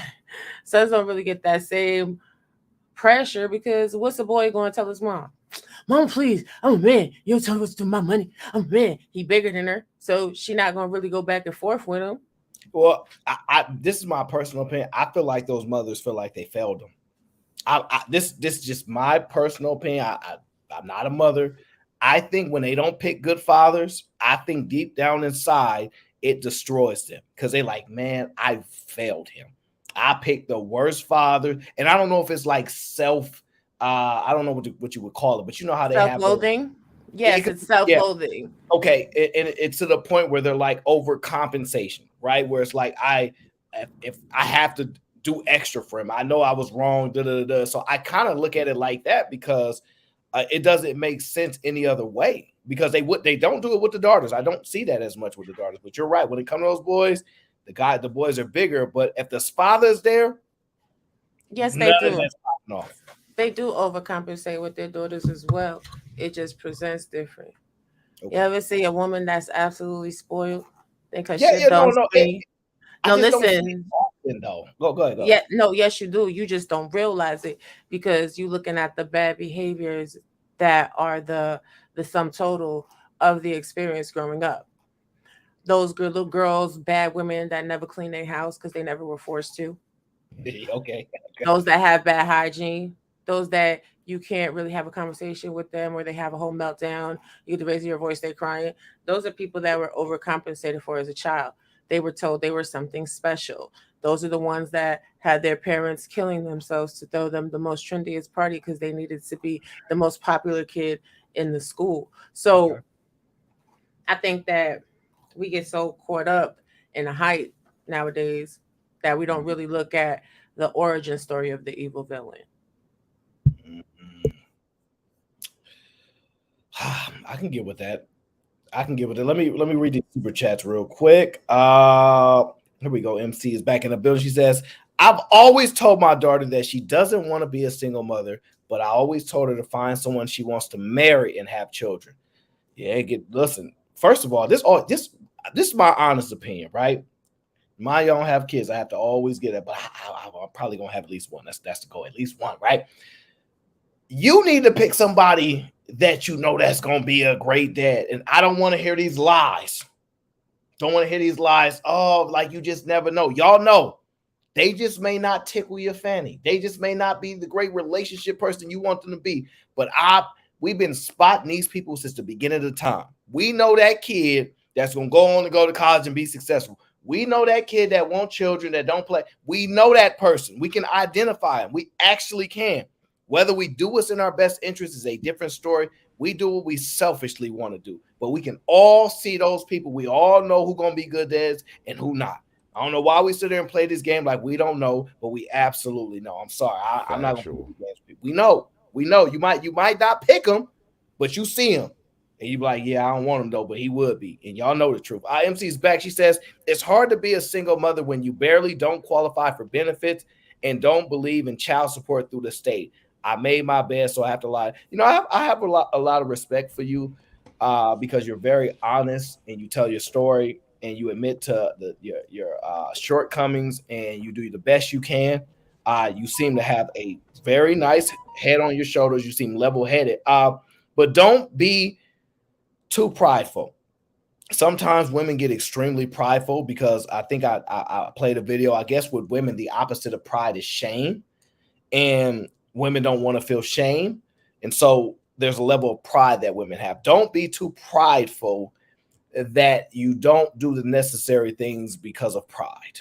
I would say that because the one thing I'm not willing to do, and this just as a man, I'm not willing to stand in line to get my kids toys at the Salvation Army. However, my mom did it. We would have no toys if my mom did not stand in line for those particular toys of us to have kids, because she said she's not going to let her pride get in the way of her kids having toys on Christmas. So at the same time, I may not be capable of it, and that may be a mother's love, and that may be something a woman's capable of doing, but my dad wasn't about to do it. I have an appreciation for women that put that pride to the side and that embarrassment that we know exists because it does happen. And, you know, so it's just a different way that I look at it. B Love says, MC Heavy is the perfect example of taking accountability. That's a good point. I just actually said that. I love that. If only everyone could do that instead of playing the gender blame game. I think deep down inside, reality will make us take responsibility for our decisions. And that's just the truth. Life is going to hit you over the head, whether you want to deal with it or not. Whether you want to acknowledge your shortcomings, whether you want to acknowledge your wrongdoings, life going to get you. It may not get you in year 1 or year 2, but life will get you. You will not run off to the sunset. You will not die happy. You will die lonely.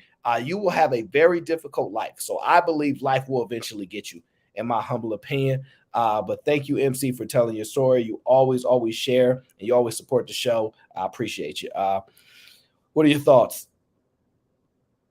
I mean, I can feel that too. Like, everybody swears to God that every single black woman qualifies for social services. And it's like, are y'all serious? You don't know how many women don't really qualify. Because at the end of the day, y'all don't qualify, right? So do you know the income requirements? Do you know the, you know what I'm saying, the things they deduct or they don't deduct? Do you know if you make, I think $1,200 a month You with ain't gonna one be woman qualifying. and one child, you don't qualify for nothing. But what is $1,200 a month when most people's rent is like $1,200? So it's that type of stuff. People have no idea the struggles that people go through, and they want to put blame. But the man, it's like, oh well, do whatever it is that you want to do.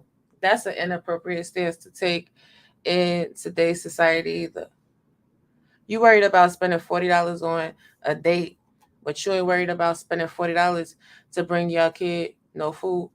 You have people out here really celebrating the fact that somebody bought one Happy Meal to a house full of 4 children. Like, are you kidding me? My guy, Happy Meals cost $3.99 plus taxes. That's No, what, no, 30 don't what? do it. Don't Nah, do it. that Don't do it. What? No. I nah, know. ain't no Listen. $3.99. But you Listen do to the get it for point. free if Don't you got do it. enough points on the app. If you Right. do No, get a no, free no. You do, but this is the thing, Aaron. No, people are out here really talking about $40 for a date, but buying a Happy Meal for 4 children is less than the price that they want to spend to get some trim. Where's the priorities? So Is I'm it in the middle. really? Because I've never paid for put. Is it really? Is it really $40? I All right, thought let's I really not thought go it down was a that We're joke. not path. going to derail All that right, way. We're not going to Let's derail not that go way. down that path. all So right, all right. I am twofold. I don't believe that a man should have to, if his child is in the home with 3 other siblings there, he shouldn't have to feed those other siblings.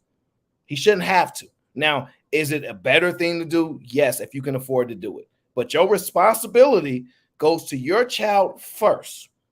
That's just the case of the matter, okay? Like, you have to be open to both. Now, you can find, hey, that man's more able to do things than another man can, but that's just the truth. So I don't believe that you got to feed everybody in family. I just don't. Especially if you ain't got it, your priority is your child. I'm sorry, Right. it ain't nice, but that's just the truth.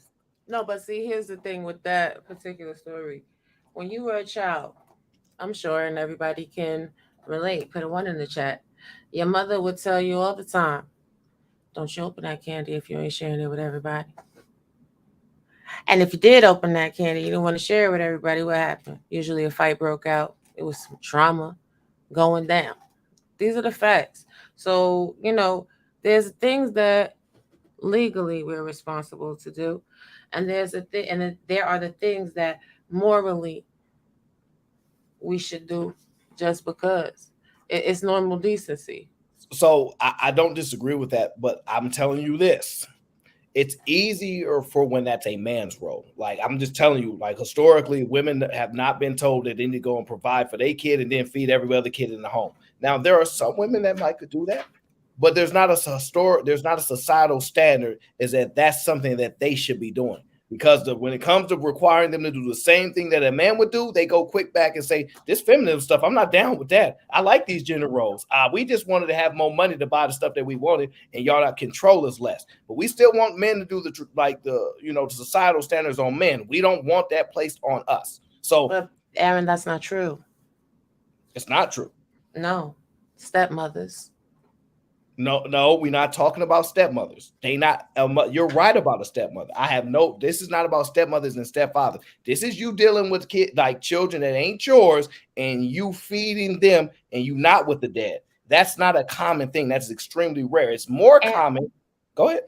No, again, you're wrong. Stepmothers was just one example. The class mother in your child's local school. The mothers that have all the kids from the neighborhood in their house and then they feed them. You understand? That happens, but the requirement is different. See, I understand. Absolutely, women do that all the time. That I'm not disputing what women do. I'm saying your kid in the home at their daddy house, he got a bunch of other kids there. Now, you required to feed those kids is not a societal norm. It's not. No, but I'm not even saying that the man would be required. What I said. But I'm saying that people believe that he is. Well, I mean, no, he's not required to do so. The point that I was making wasn't even about requirements, though. It's about the point in society where we are. To feed 4 children, McDonald's costs about $20. But every day we hear people debating about spending $40 on a date. Where are your priorities at? Enriching the future and the future's, leaders, or enriching what is in between your legs? And go ahead. If we're very honest about a lot of these conversations, none of these conversations are really about community. They're about erotic entanglements at their base. Factual. And to piggyback off of that, Rob B, I remember distinctly when adults got together and they convened, at least in the spaces that my parents had me in, They were all talking about what their family was doing. They were talking about what they were doing with their kids. Oh, my son just got this in this class. Oh, they're going into the arts. They're going to college. This, that. Nowadays, and I say this all the time, but I'm saying it here. Nowadays, I know more about what adults are doing with their genitals than what they're doing with their children. Facts, facts, facts. Not to mention too, back in the day, they sent your little behind in the room. Go ahead, Trinidad. May I speak? Hi. Well, I want first and foremost, I would like to say hi, Mr. Aaron, and hi, Miss Raw, hi, Mr. Hi. Omi, and mean likely. You're mean. Hey, Trinity. Really quick, Miss Bobby, when you was talking about little girls, I'm just getting the conversation. Little tights, they was my mother. She would have a kitchen set for me, and the washing machines, the fake stuff. But it was like girl toys. And fast forward, my brothers, they had like the army stuff. All right, fast forward, because I'm trying to be real quick while I can talk. Um, Now with the children, we talking about children.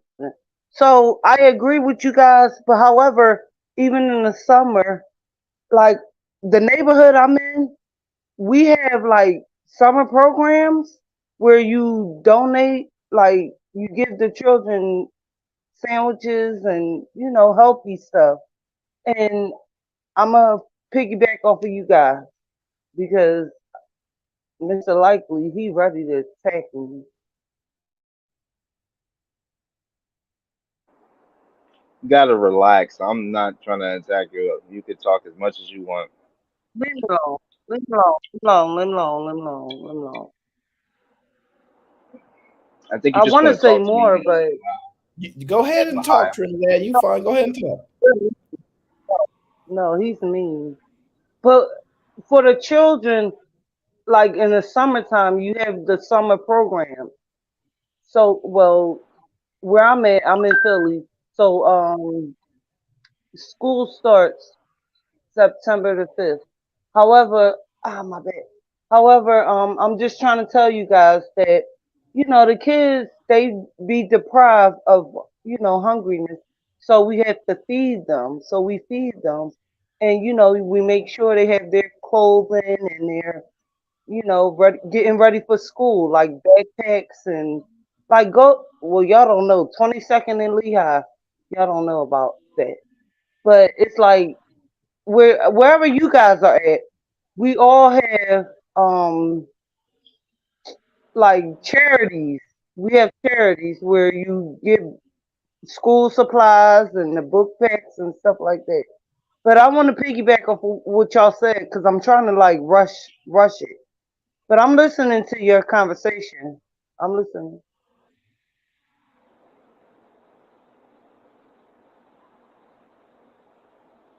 Nobody's rushing you, Trinidad. You can get your thoughts out. It's no problem.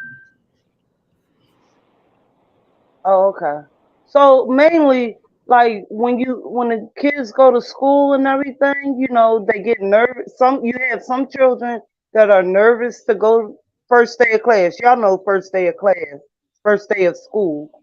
So you got some children that are nervous, some children that are excited to see their friends, and then you have some children that are more like deprived. If y'all can understand what I'm saying. So it's really like divide. It's a divide. It's hard to explain to you guys, which I hate. Well, Trinidad, you're breaking up. So I will bring us back to the point. So what one of the things is when it comes to saying I don't want these children is I believe it's a level of sacrifice that most people are not willing to give. And it's because of how society markets to us, right? So for example, listen to this young lady's perspective, right? I didn't realize like what my mom was doing, how big of an impact it was, until I heard my girlfriend. She was on the phone with her mom crying. They were arguing, and she was like, Janika mom tell her that she love her every morning. She give her a hug and a kiss before she leave out. She give her a hug and kiss before she go to sleep. Like, you never did that with me. And I'm like, oh wow. Like, I didn't realize because I become accustomed to it. And I'm like I'm so grateful for my mom to be doing it, you know? Like my mom was a single mom. She had two daughters. Uh and she dropped out of high school because I remember she used to have to take my sister to class. They allowed that back in the day, and she was embarrassed. So she dropped out of high school in the ninth grade, and when she was 28 years old, she went and got her GED, and then she went to school to become a registered nurse. Then she went back and got her master's. So That's like me to do that yeah, with two that's kids, middle. because I'm like, I don't have Trinidad, no chill out. like nothing stopping me. If she can do it, I can do it. Like what's No. stopping me? The only thing stopping me is me. I gotta go hard because my mom made the sacrifice for me to dream, and she's been supporting my dreams the whole time. So I'm like, I'm going to go harder than I ever went. I know. Yeah, Now, that level of that's sacrifice. Milan. Yes, I know who it is. Milano. Yep. I know who she is. I Yeah, know she where got she her from. own place. I know who It her was baby the dad. gallery.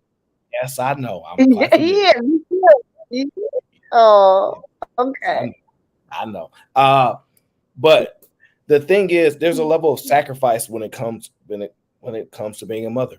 Listen to what she said. My mom had to drop out of high school. Now, listen, there was a level of embarrassment. We talk about the pride, the shame, whatever the case is. We're not gonna overly understand what's going on because it's a different time. But there's sacrifice. She had to go back to school later after she focused on what her kids needed to do. After she focused on building them up and getting their dreams on board, she pushed all hers to the side. There's a level of sacrifice that comes with being a mother. You can't tell me that this is what women want to do now is sacrifice what they want. Sacrifice their dreams to raise a child, to bring forth new life. They're not into that. That's where the dilemma actually lies, is because they want both. Why can't we travel the world, have kids, make a lot of money, and live this life? Because nowhere in there is a sacrifice. What are you going to sacrifice? I ain't sacrificing nothing. So this And is the I world. nope. Yep, Miss Aaron, I agree with you.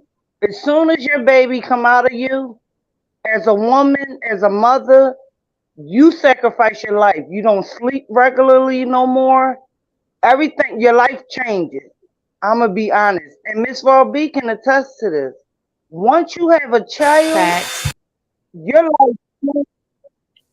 Excuse me. She Hello. she agrees. She agrees, Trinidad, but she got something going on in the background. Go ahead. Oh yeah. Once you have a child, children, your life changes.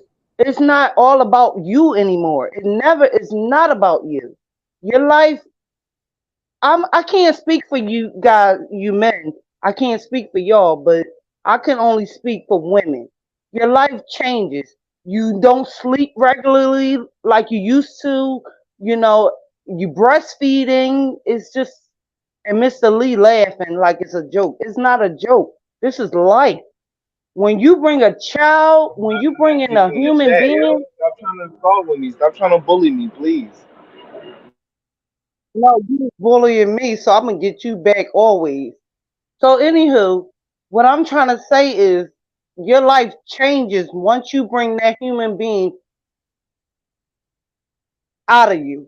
Like your life is really different. It's not about you no more. From the day he or she is born, she or he is like that's your life. That's your life. Your life is dedicated to your child. And I'll be quiet. Yeah, I believe that there's a level of truth to that, but I don't believe that's what women want anymore. I That's know what I'm saying. I agree with you. I definitely agree with you, Bro B must got Mr. her Aaron. I agree with you. Bro B must got her maids over there cleaning the house. Because whatever she Women got going on over But there. Mr. She got Aaron, the Swiffer dusting on automatic or something. women have but been Mr. conditioned in in Mr. this new era Oh, to not appreciate nor be held accountable for their duty to the family. We see and it I all the agree, time. Mr. Umi. I definitely No, that's agree just a with you matter. guys. So you Trinidad, guys brought. Trinidad, you sound I'm as sorry. though I'm you sorry. are a older woman. So I'm gonna extend to you respect that I give to all of I'm my elders. 37. But 37. 37, I'm 37. 33. So It's great. okay, you're 33. You're 37. 37. I'm It's 33. great. Still, I'm gonna give you the respect, but it's Mm-hmm. Omni. Omni. Omi is that bald-headed character off of Samurai Showdown. I think it's a matter of I don't freedom. get it. Why You modern have to look women it up. are choosing to not have kids and you know they choosing to not take on that duty of wanting to just be a mom. So what you're seeing now is that they just not having kids. And I think the men are doing that too. I mean, I feel like women have because of the freedom they have now, and back like you had to do it.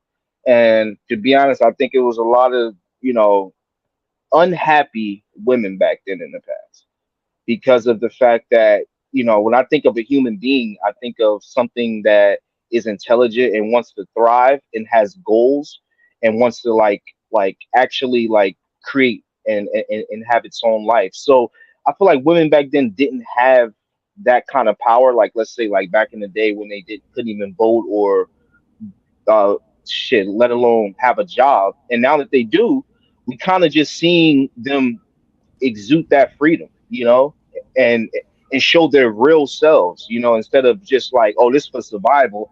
I can't live without a man. I'll be homeless, and if I'm outside, somebody, some dude, weirdo dude, to kidnap me. That's when all the crazy dudes with the serial killers was back then and shit.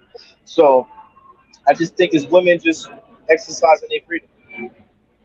Well, And hey, I'm here, and on top of that, I'm here for that. I'm here for that.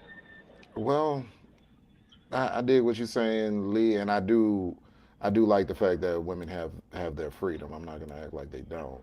Um, the thing is that, and I'm pulling from my own experience, right? My grandmother was actually in the home majority of the time with the kids when my grandfather was out working two full-time jobs to hold down a family of nine.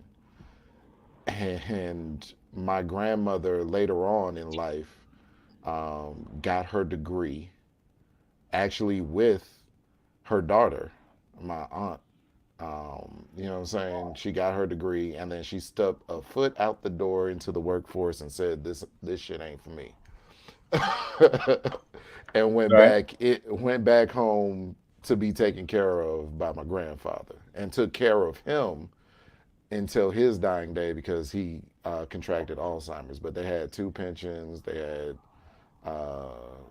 she worked long enough. She was able to get some income and then live off of the rest of his fixed income, pension, social security, things of that nature. So What's the point? What's the point? well, the fact that she was a kept woman and then she stuck her foot out the door, went into the workforce and worked the very Mhm. minimum that she could in order to just go back to the home. So what's the point? Women every day complain about what they have to endure in the workforce and whatnot. I have never met a single woman that has enjoyed the work that she does. I haven't. I I love to haven't. work. That's You So have crazy that now. you just said that. That was Right. I I love to crazy haven't. you work. just said my that. I'm That's my not. thing, crazy. You cannot say that. So Mr. Most Umi, women I my know thing complain is, about the work that they have to do on a day in day Omni, let out me give you an basis. example. Let me give you an example. I just watched on YouTube this hold on, hold shorty on, build a under. hold on, hold on. Go ahead. not My, Trinidad being a can I bully. speak real quick? Oh, thank you. I'm sorry. No, Mr. Lee, he already know he deserved it. So, anywho, my This is thing crazy. is when your child come home from school, you reiterate what they learned from school. So we gonna say what you do in school today. What happened in school today? Okay, Tell me how you spell this, or what's 2 plus 2? I'm just putting stuff out Trinidad, there. what did What that is have to the do with anything pronouns? me or What Lee is say we're saying? What? What did that have to do with anything me and Lee were saying? I didn't hear Mr. Lee. So I didn't hear Mr. Lee, so I apologize. All right, I'll be quiet. I'm sorry. All right, So I'll this be is quiet. this is the thing I'll with be quiet. kids to piggyback I'm off just saying, of, mother should right? reiterate. The mother, the mother should reiterate, or the father should reiterate. With 9 times out of 10, the father is not doing that. The mother is doing it. So mothers, they should be reiterating. What did we learn in school today? And you learn from your. You, I'll be quiet because all right, I'm wrong. Y'all right. I don't know nothing. It's not about wrong. Y'all We're right. having a conversation, Y'all but you're just not What talking happened? about what anybody We talking let you talk. All I said was what's about. up to Stan in the chat. Damn, I can't say nothing. Sheesh. Lee, what were you gonna say, bro?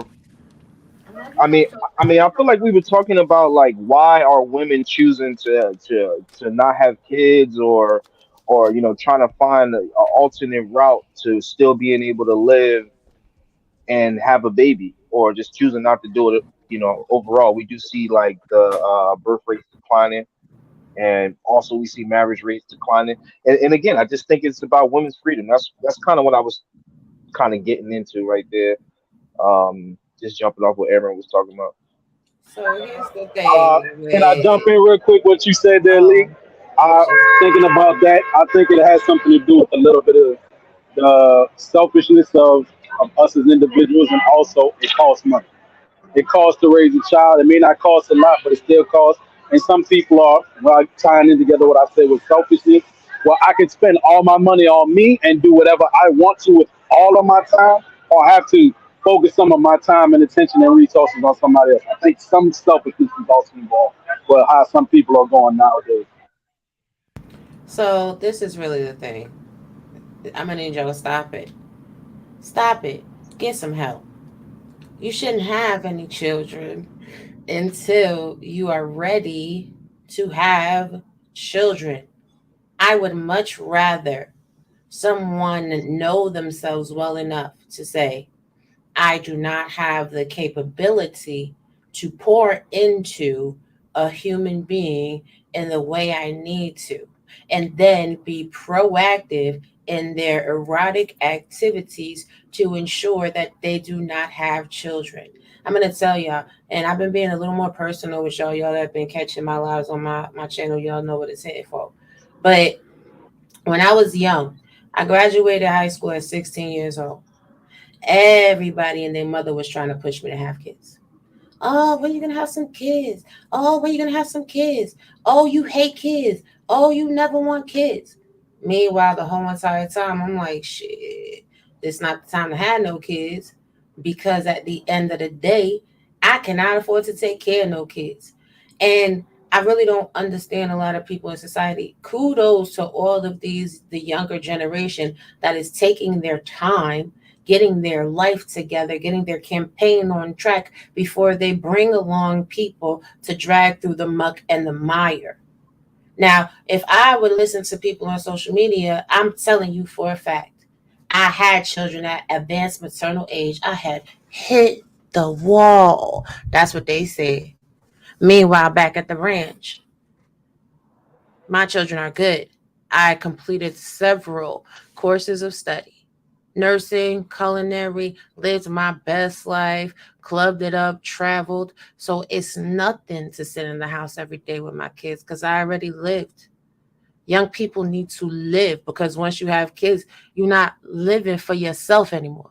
You ain't going outside. What you mean? Soon as you get dressed to go to dinner, what? I slightly disagree No, with. we're not talking about what people are actually doing. We're talking about what it's supposed to be. No. I'm not saying you're wrong. What I'm saying is, if you have a kid at 18, your kid is 20 when you're 38. You go travel the world at 40. I'm just saying you could, and they're not 45. Right, but this is the problem. The problem is you shouldn't.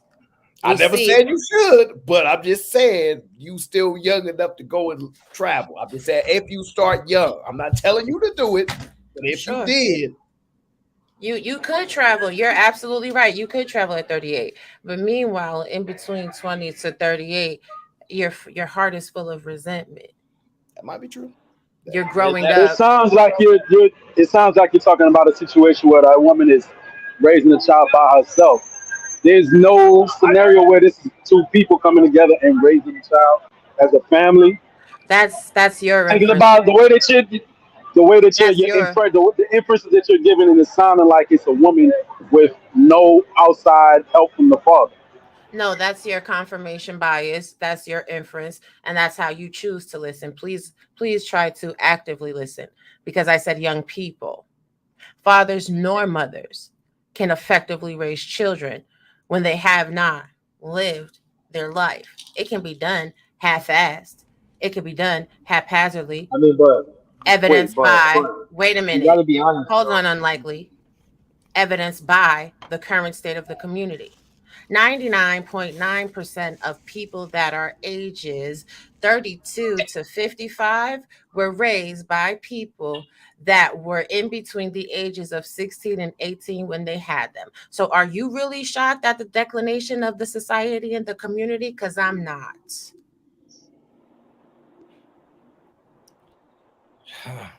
Well, I think you'd like we can't just say that like we gotta okay, so there's really just one person that has the true responsibility of bringing a kid into the world, okay, right? Lee, Like, Lee, 1 second before you get to that point. I gotta read the super chat, so they're gonna get me. Wait, hold on 1 second. Hold on 1 second, Aaron. Queen Loudwine. I really don't know what your problem is, but I've been seeing you make a couple of comments everywhere. Don't worry about my child that's autistic. Trust me, he's smarter than you. Shit. well, that's See, get rude. into it.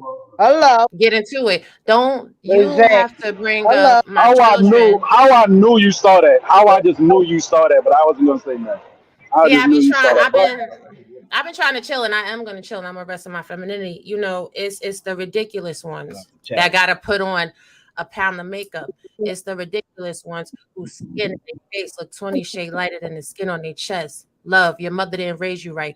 Make sure you put some foundation on that décolletage so you can match all the way through. You contouring your face because you hate how your face look naturally. So I don't have to put on a pound of makeup to be beautiful. And my child is good. So thank you for speaking about my child. That's why I stay out of them chats. I was searching on the page. Hold don't on. play with it. Don't play with it. Don't play. Look. Facts. Don't play with it.com. Guys, y'all gonna get me. Yo, someone, Bitch, just someone relax. someone gonna That's my tell me favorite song. I even gonna hold you with a low. Like, let me I tell don't you even know why I that's like the the song. I .com just though. know it's raw B. That's all I know. Hold on, let me read these super chats. Hold on before y'all jump, because Lee got to finish his point. Grizz says you got to cut deeper on that pride and ego. I'm afraid to, because you get too deep on how caught up people are in pride and ego, and you might cut people too deep, bro. I'm trying not to navigate and scare people away, but it can get deeper. Oh, okay, best friend. She says, if you had more than one teacher in your classroom, please stay off the panel. Well, I'm gonna be on the panel all night, nigga. We barely have one. Barely have one. Hey, the truth is the truth. Grizz says, now, what do you think the next generation is going to feel like when they see their mom say, why would I have a child if it does nothing for me? Whoo-wee. What do you think next generation? Hold on, Aaron. Aaron, I'm sorry. I apologize. Go back to Queen that. Loudwine, this is how we know that you're ignorant. So now let me hit you with some statistical facts. The actuality is this: autism is more so for advanced paternal age, not maternal age, love. But ain't nobody trying to give you no kids, so you would never, never, ever know that. You are probably barren because you're definitely miserable. But what I suggest that you do is go on ahead and search that advanced advanced paternal age and the inferences on autism, Down syndrome, and other genetical anomaly disorders. Please stop talking to me, love. You're looking a little bit slow. Do you have autism, my love, or is it Down syndrome? Was your father 60 when he gave birth to you?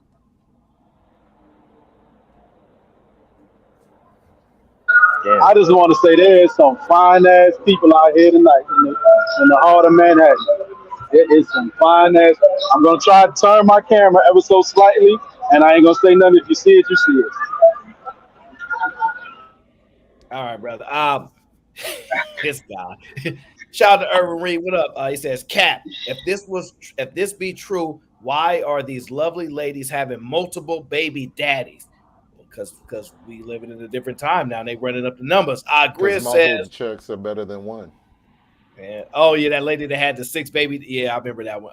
She did I crazy remember that math one. on that. I don't think that was true, but it could have been. I don't know. Grizz says there are too many selfish people trying to partake in the most selfless activities in life, marriage and kids for their own benefit. We do, however, see a difference in those raised to be selfless. Man. Oh man. Trying to cut people too deep. MC says, I hate to say it, but because of single mothers like me, a lot of younger generation doesn't see the benefit of family. They see kids as a struggle. Damn, right there. That's what I was about to get to right there. Oh, listen. That's Go what ahead, I've been bro. saying. We're going to get to you just in 1 second, Lee. 1 second. One Queen Lady, he says, facts, Aaron. No, sacrifice equals selflessness. That's the goal. I'm trying to sacrifice a lot. I'm trying to have my mind right. I'm trying to do what's best. And just trying. We'll see where it takes me. Homeboy Blaze is in the building. Says, I think a lot of younger women aren't having kids because they watch their mother struggle and don't want to live like that, which goes back to the point of mothers pushing their daughters not to be like them. I think daughters don't want to be like their mothers more so than mothers are pushing daughters not to be like them, because I don't think mothers really say that type of stuff. They normally dads say they don't want them kids to be like them. Mothers don't typically say that.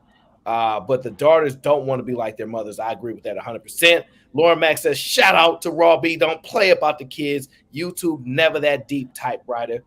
It's not. That's why I'm not even in the chat, so I can't even catch that. Had my oldest when I was 18. She is special needs age. Has none to do with it. Leave kids out of it, sicko. That's the point. Yeah, I don't know genetics that well to even speak that in depth. Loud duty. I know you need views, but instead we will tell you good night. So pound. Yeah, well, Robbie, you can do that. Yeah, shout out to Reed, or shout out to Urban Reed. I see you, bro. And that's not duty, it's duddy. Loud dutty. What I deal with? Zo pound shit. Fuck on, bitch. Like, this is why, in these spaces, the conversations always go left. Because this little hood rat bird bitches like that can never get chosen, that's out here trying to be a pick-me, that wants to be a whore and a prostitute. Just sat here and told y'all she don't cook no food. She ain't cooking for no nigga. All she trying to do is get flued out and dug out and drug out. Like, stop playing in my face. Oh, it's Dutty. I'm sorry. Dutty. I'm reading a lot, see-through. You take it easy on your boy. Okay? I barely sleep 3 hours. Y'all don't love me. Let me go to Lee before he forgets his point about how women want their freedom, brother. Go ahead, Lee. I'm sorry. Wait, Lee. One more thing. Please hold it. Write it down. Hold your thought real quick. Listen, I don't know how many times I got to tell y'all. Coming from my kids is not it. Let me tell you another thing for little dumb bird bitches like you, right? My child having special need pushed me to wind up sitting on the council for special interagency for children with special needs. It wound up getting me a seat on the council in the Family Advisory Planning Board for the Center for Disease Controls. It wound up making me a parent advocate for the American Academy of Pediatrics, bitch. What do? Put on makeup and suck dick? What we talking about here, bitch? Why don't you go suck some dick, lick out some asshole, and let's not make that sound like a bad thing, you know. Hey, I guess. Don't play with it. Don't play with it. Don't play with it. Bitch, just relax. Chill the fuck out. Bitch, just relax. You could have been in the chat chilling. Now Is this Aaron's show or Queen Radio right now? Like, goddamn. Wait. Hold on.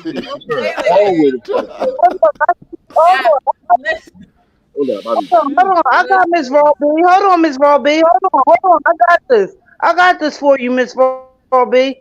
For real. For one, my bachelor's is ECT, if you know, and my minor is special ed. So let's fast forward. So y'all not gonna do this special ed, and you're not gonna talk about children about special needs, whether it's autistic, because they smarter than y'all. If you didn't know, and then the Down syndrome, you're not gonna do that. So whoever said that, Mr. Aaron, I'm sorry.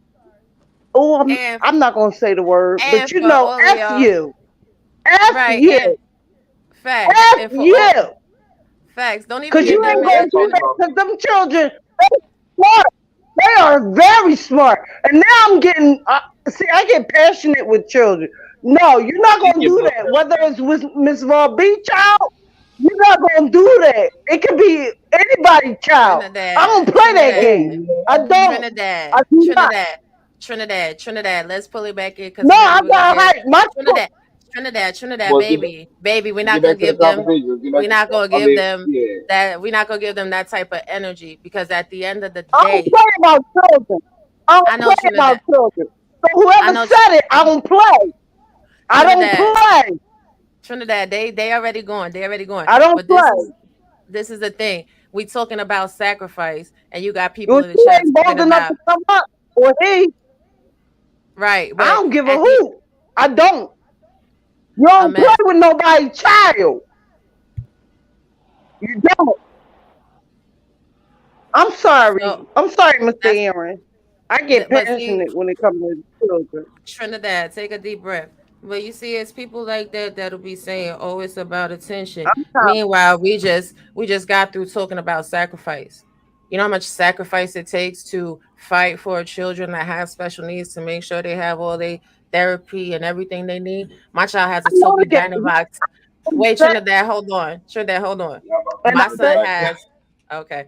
My son Hmm. has a Toby Dynavox speech device. You know how much those things cost? $6,000. I know that's how much some of these hoes got in suitcases and makeup because they would never spend that type of money on a child. That's a sacrifice. It's a sacrifice that when your child has Hello. difficulty communicating, you still take of yourself and make sure that other children's needs are met, that all children in the state, because yes, we did change the Medicaid law for early intervention for children 0 to 5 years old to be able to get assessments, speech therapy, occupational therapy, and everything else. We're not the same, love. That's why you mad. That's why a lot of these people up here be mad as hell. I'm not like you, and I don't think I'm better than you. But what I'm willing to sacrifice and what I'm willing to do for me and mine is something different. You're not built like this. Period. So yes, I'm gonna let all Mm-hmm. y'all talk all the shit you want to talk about my autistic child. Talk all the shit you want to talk about me. But now let's get off the internet and get into real life. Go check out the content. I be out there with these teachers No, and these no, parents don't. when they out Hold here on, when they out here Miss picketing and Robbie. rioting. Nobody said Hold on, no Trinidad. Hold on. When they out here in the community, while no, y'all are because I'm spending Lord. I'm Trinidad, Lord. Trinidad, hold on I'm real tight. I'm quick, tight. love. I'm tight. I know.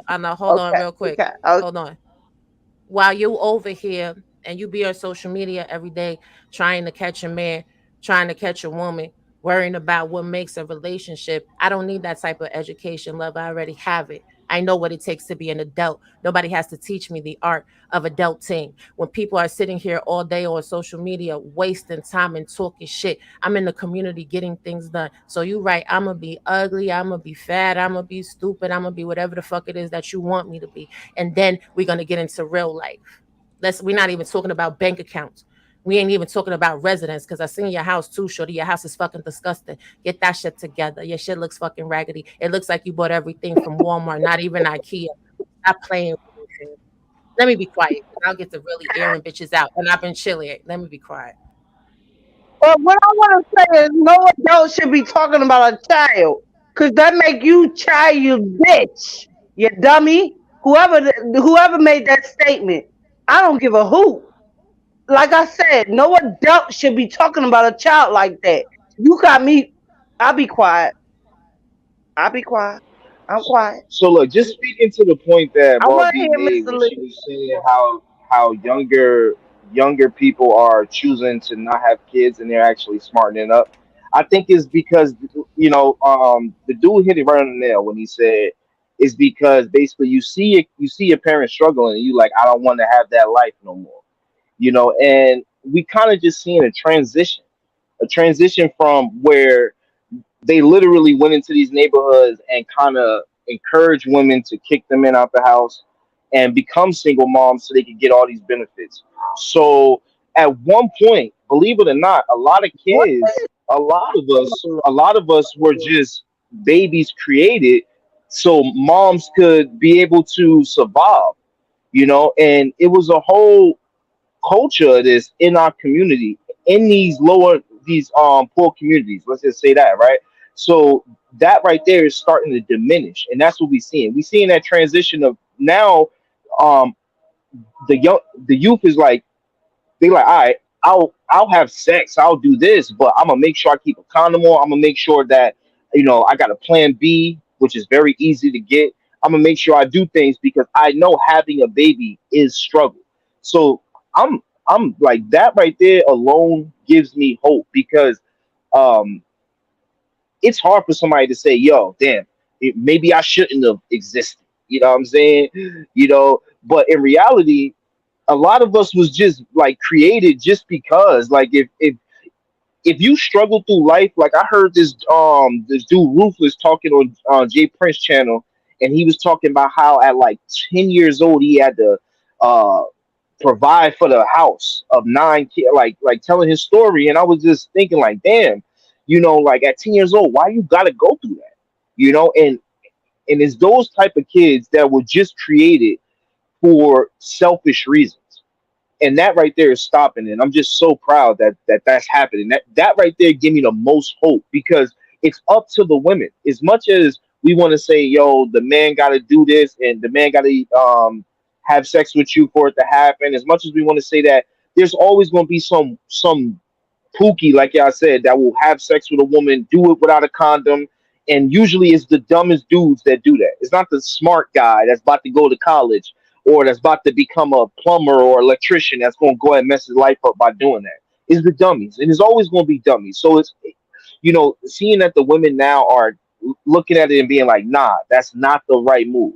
Let me wait till I'm 27. Let me be able to have some income for myself because even if the dude leaves, at least I'm able to take care of my kid and give them a life where they don't have to be in the hood trying to take care of me. Okay. I gotta stop this, Mr. Lee. Okay, you had your Yeah. child at what I believe 16 or 14. I believe I'm not judging you Yeah. by far. 16. I'm No, not yo, judging you. 16. Yeah, No, I'm not yeah. saying you are.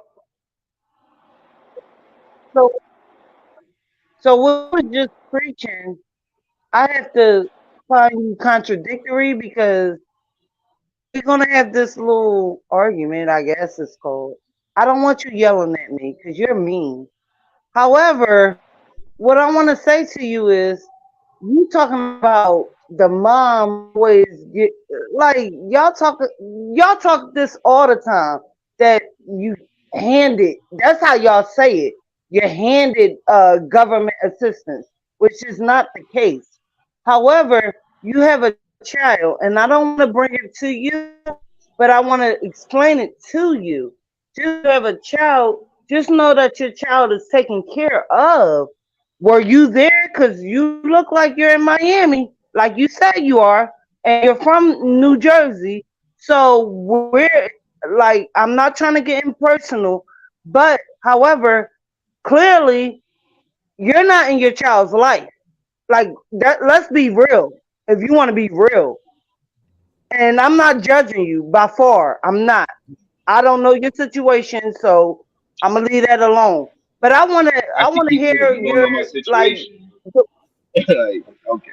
exactly. You So just I make just wanna hear. I don't even have an argument. I said be nice to me. Okay, I just wanna so the thing hear. about I'm trying to see like what are you trying to ask me a question or are you like I'm just trying to say like are you trying to ask me a question? Yes, I was trying to ask you the question that you claim your daughter.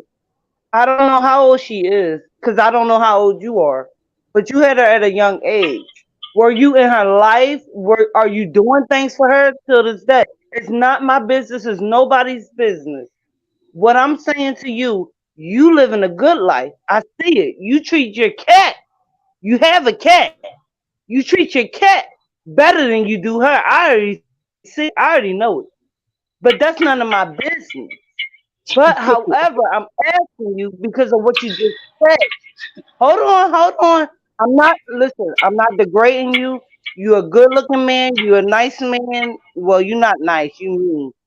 But you're a man by far. But however, why are you being mean towards your daughter?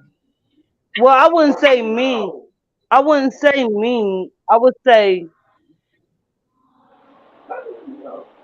can you stop? Let me talk. However,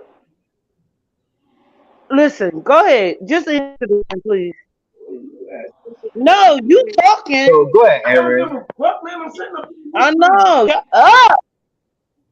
Yo, you about to get Yeah, yo. yo, Go ahead, Aaron, Aaron. save What was her, you what you Aaron. wanted to talk about? Aaron, Yo, I'm save her. not even gonna address nothing she she said. allowed to speak her mind like the rest of y'all come up here and say some. Listen, she ain't cuss. She She ain't speaking didn't. her She ain't mind. call She's me the speaking N from a word either. battle. So Aaron, did you you know, hear the screaming? Did you hear the she said screaming what in she the had to back? say. I never cut her off. Listen. You a messy fighter complex. That's what you are. You a We messy. remember what happened. We remember what happened last time. There you go. You're a messy one. See, I'm not on that stuff, so I'm not going to indulge. I'm not going to respond to that. I'm going to talk to what Lee said about at least women have money just in case the dude do leave them, right? That's kind of what you're getting at, right?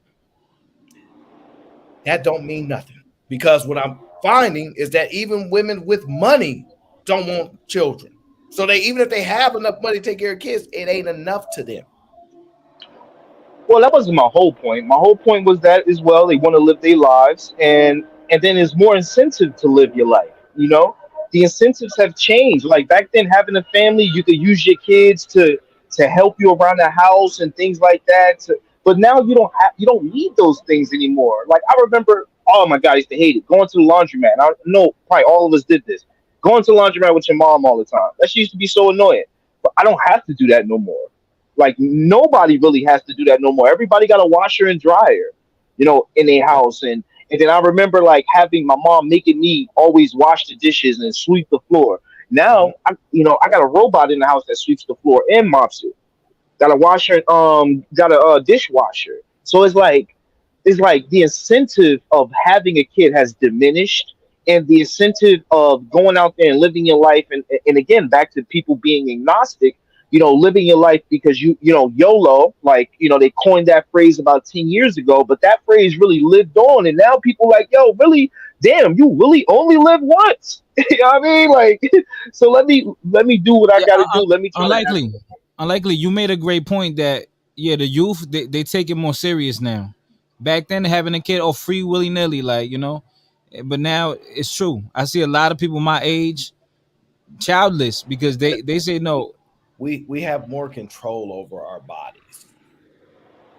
Mm. Like they keep creating more options for birth control. It's way more accessible. They got the day after pills. We can't necessarily make a correct comparison between generations before us because the same access is not the same. It ain't even close to the same. Yeah. But And I can once make an argument that people are having way more sex now. Word. If we're using Way the more. same logic, well, way more sex.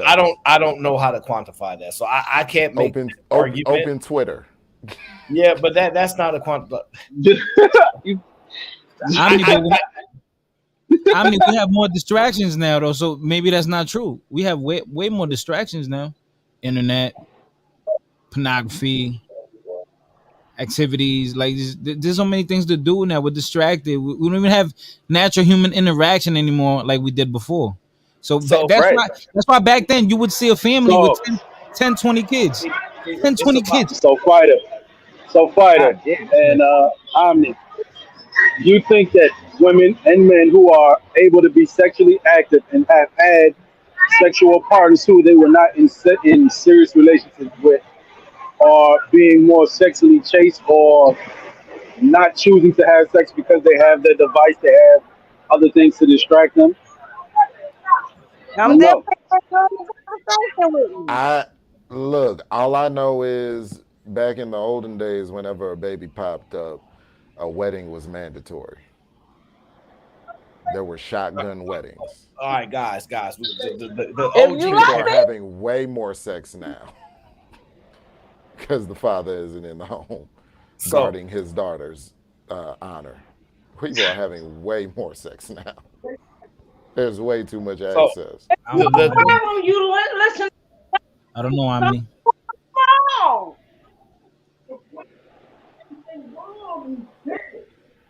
I think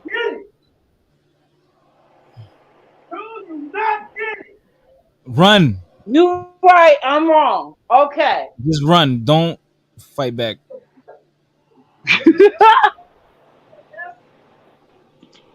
I think the issue is we try to modernize tradition.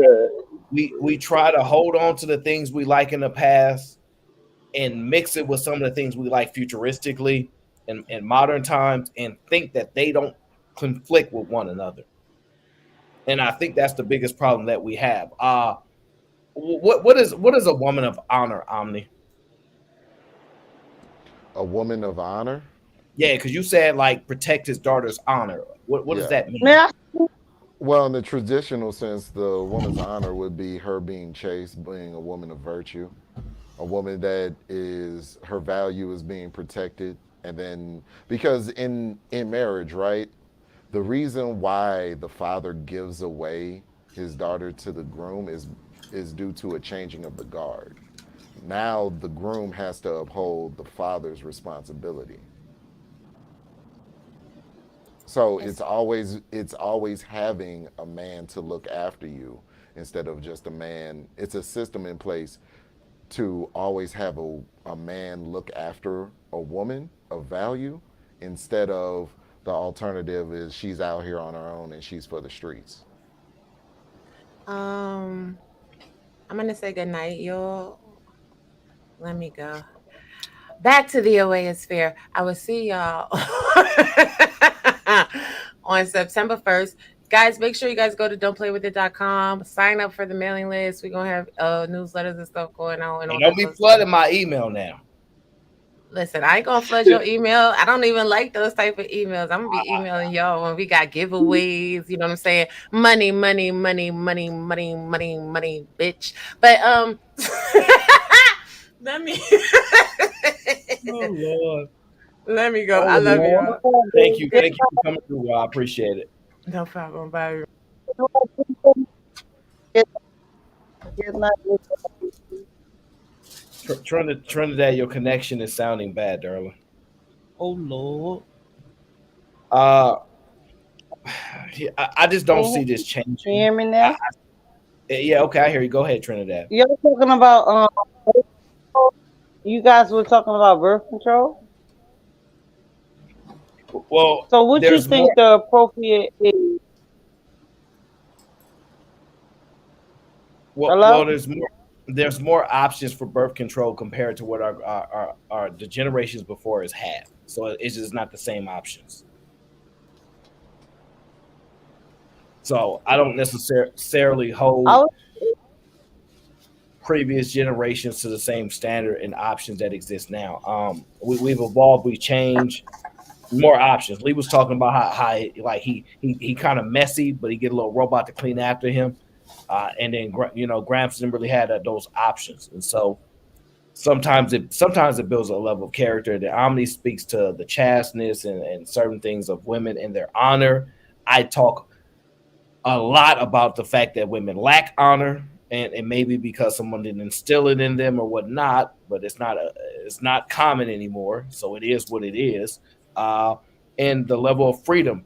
The problem is, to me, the confliction is that women want, oh yeah, Sherelle, lack of honor. So the problem is, I think women want a level of autonomy, they want a level of control, they want a level of what men have, but then don't want the same things that men have. So they want it, but they're like, okay, if that comes with being a man, can I just have the good and none of the bad? And so it's kind of what we do about tradition and modernism. We want some of the great traditions to come along with us into the future, but we don't understand how that truly conflicts with one another. Okay, so I think that's what the issue is overwhelmingly. And so I think, and this is just my personal opinion, just what I've noticed, that Women just don't understand men, or they don't like them. And that's just what the true thing is. They don't understand who men are, like understand how to deal with them, or they just don't like them, and they're just attracted to them, so they have to deal with them. So, for example, would you like that guy? Did you ever like that dude that was at the basketball game that was always able to dunk on you and was just like overly just more dominant than you in every aspect of life? Would you like uh, that dude? I put him on my team. I try to get first pick and pick him yeah. first. So like I knew I wouldn't win at everything. I was fast. So like when it came to being like the fastest person, or like I was good at what I was good at. I was a standout, right? But obviously, if we talking basketball, somebody's at 6'6", yeah, can dunk all, yeah. So I didn't really care about that as much, because what I was good at, other people weren't good at. And I'm talking No, about but do you understand my analogy though? Of course, of Like course. There's no how disagreement. women are like how they're constantly being and shown that they're inferior. It's giving them this type of complex where they're like, "Yo, these dudes get on my nerve." Yeah, You I know, get it. so yeah, Yeah, I don't disagree with that. I think it's tough to walk around this world knowing uh, that you can't be above them, no matter what you do, no matter how much money you make, no matter this, you just can't, and it's right, frustrating. right. And I get it, but they got to figure that out on their own again. We can't redefine it for them. They got to figure out where they fit in, or they can keep trying to change something that is not changeable. It's not something you can change. It's not something Exactly, you can Aaron. alter. Men are going to be men, and And that's women are not going going to to be change. women. So That's true. I mean, it's not a change. It's not a change. Now we talk about rights and acting and doing what you want to do in life, sure, but everything that you do has an impact and a confliction, right? So let's speak to this, right? When we get into these to the dynamics of relationships, right? What we say right. is money don't make you better, right? But for some reason, it's a common conversation with a level of how do I explain that? It's still brought up in every conversation when you're talking about determining who a person is, right? The money is still brought up. You still need to be able to provide. You still need to be able to do so. Money does not escape at all. Money does not Right. escape the conversation for some strange reason. So I'm gonna play this video just to touch on that. But first, I got to read. Okay, what she said. MC says, we created a bunch of Pookieshas and Pookies, so we can't be surprised when our kids don't want to participate in the madness.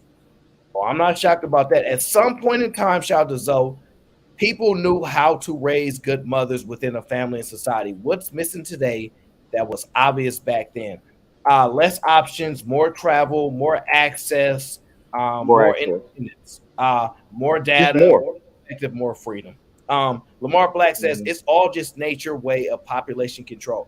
I can kind of agree with that to a certain degree. I just don't know if nature really cares about population control. That's our assumption of what nature truly is, which we really do not. I don't know if we had a capacity to truly understand, right? Shout out to the science. I think the mixture of sexual liberation, shotgun weddings, and no fault divorces landed us where we're at. It didn't all happen at the same time. Okay, so you're saying it's a buildup of a bunch of different things. Yeah, I can agree to that. It's a buildup of a bunch of different things, but I think it's all based upon we live in an independent society trying to force us to be dependent on one another. That's what it is. We live in an independent society and we trying to force ourselves to be dependent on one another. And what we found is that unless we truly need each other, like believe it, we don't really feel that way about one another. So I want to play this video, right? Let me pull this up. Here we go.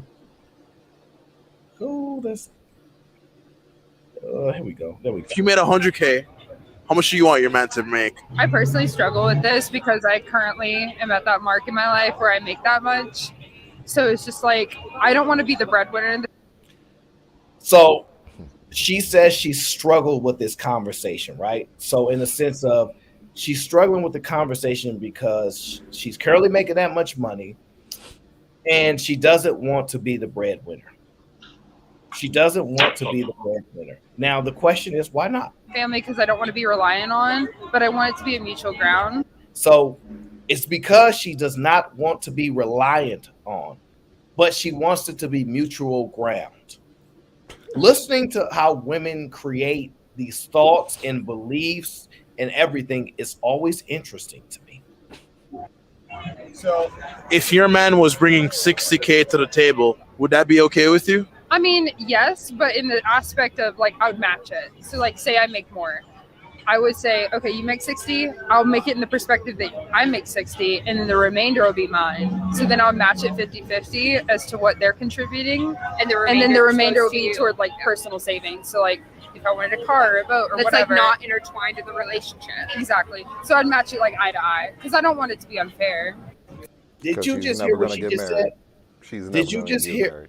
Did you just hear what she just said? Yep.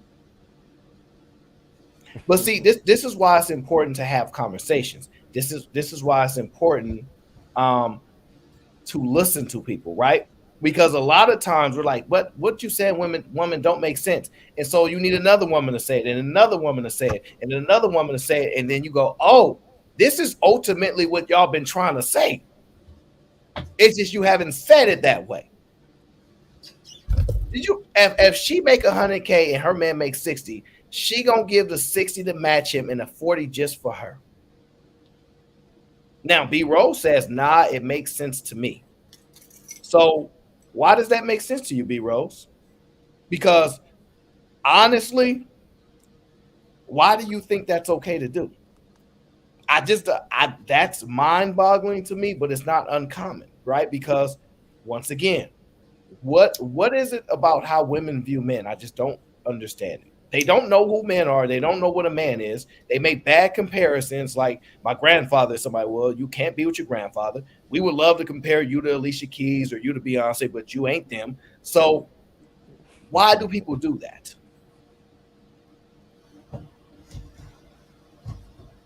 Do y'all not hear how insanely honest that woman is and how it really brings to light what women are actually trying to express to us when they say, I want a man to make a lot of money because Yeah, but that's peer pressure, yo. That's peer pressure, man. A lot of these women just be saying shit because the girl right there, bro. Like, and then they be like, they don't even understand a man's value. If you just want like her, let her be single. That's just gonna be her life. Because if you don't understand that a man is, I don't disagree with what you're saying, just let her be single, but you're missing the point. It ain't always a good idea to write people off and say, and the way you think, write you off. At some point, we have to get to a level of understanding. At some point. okay, I was about to speak to the level of understanding. The level of understanding is she has to understand that a man is more than just his money. So, for example, if she making 100,000 and he making 50,000, why is him making 50,000 all that matters? It's only all that matters because eventually her friends, her mom, whoever is going to ask her, and they're going to judge her off that. They're going to be like, "Oh, you deserve better," da da da, and that's what be ruining a lot of relationships. This peer pressure, this socialism, where everything got to be Instagrammable and everything like society's really being ruined by social media because it's all of just a because yo like if he make 50,000 but he taking out the trash, he protecting the house, he whenever something get broken he fixing it, he killing the critters in the crib whenever you get scared and you can't do it, the spiders that women be scared of and shit like that. Let me All tell that you stuff matters, man. And then he's the one that's going to be creating the extra business on the side, you know, and he's going to be the one putting in the longer hours. Like, man, women be saying they're making 100,000, but once you look at all their taxes, they made 60,000 for that year.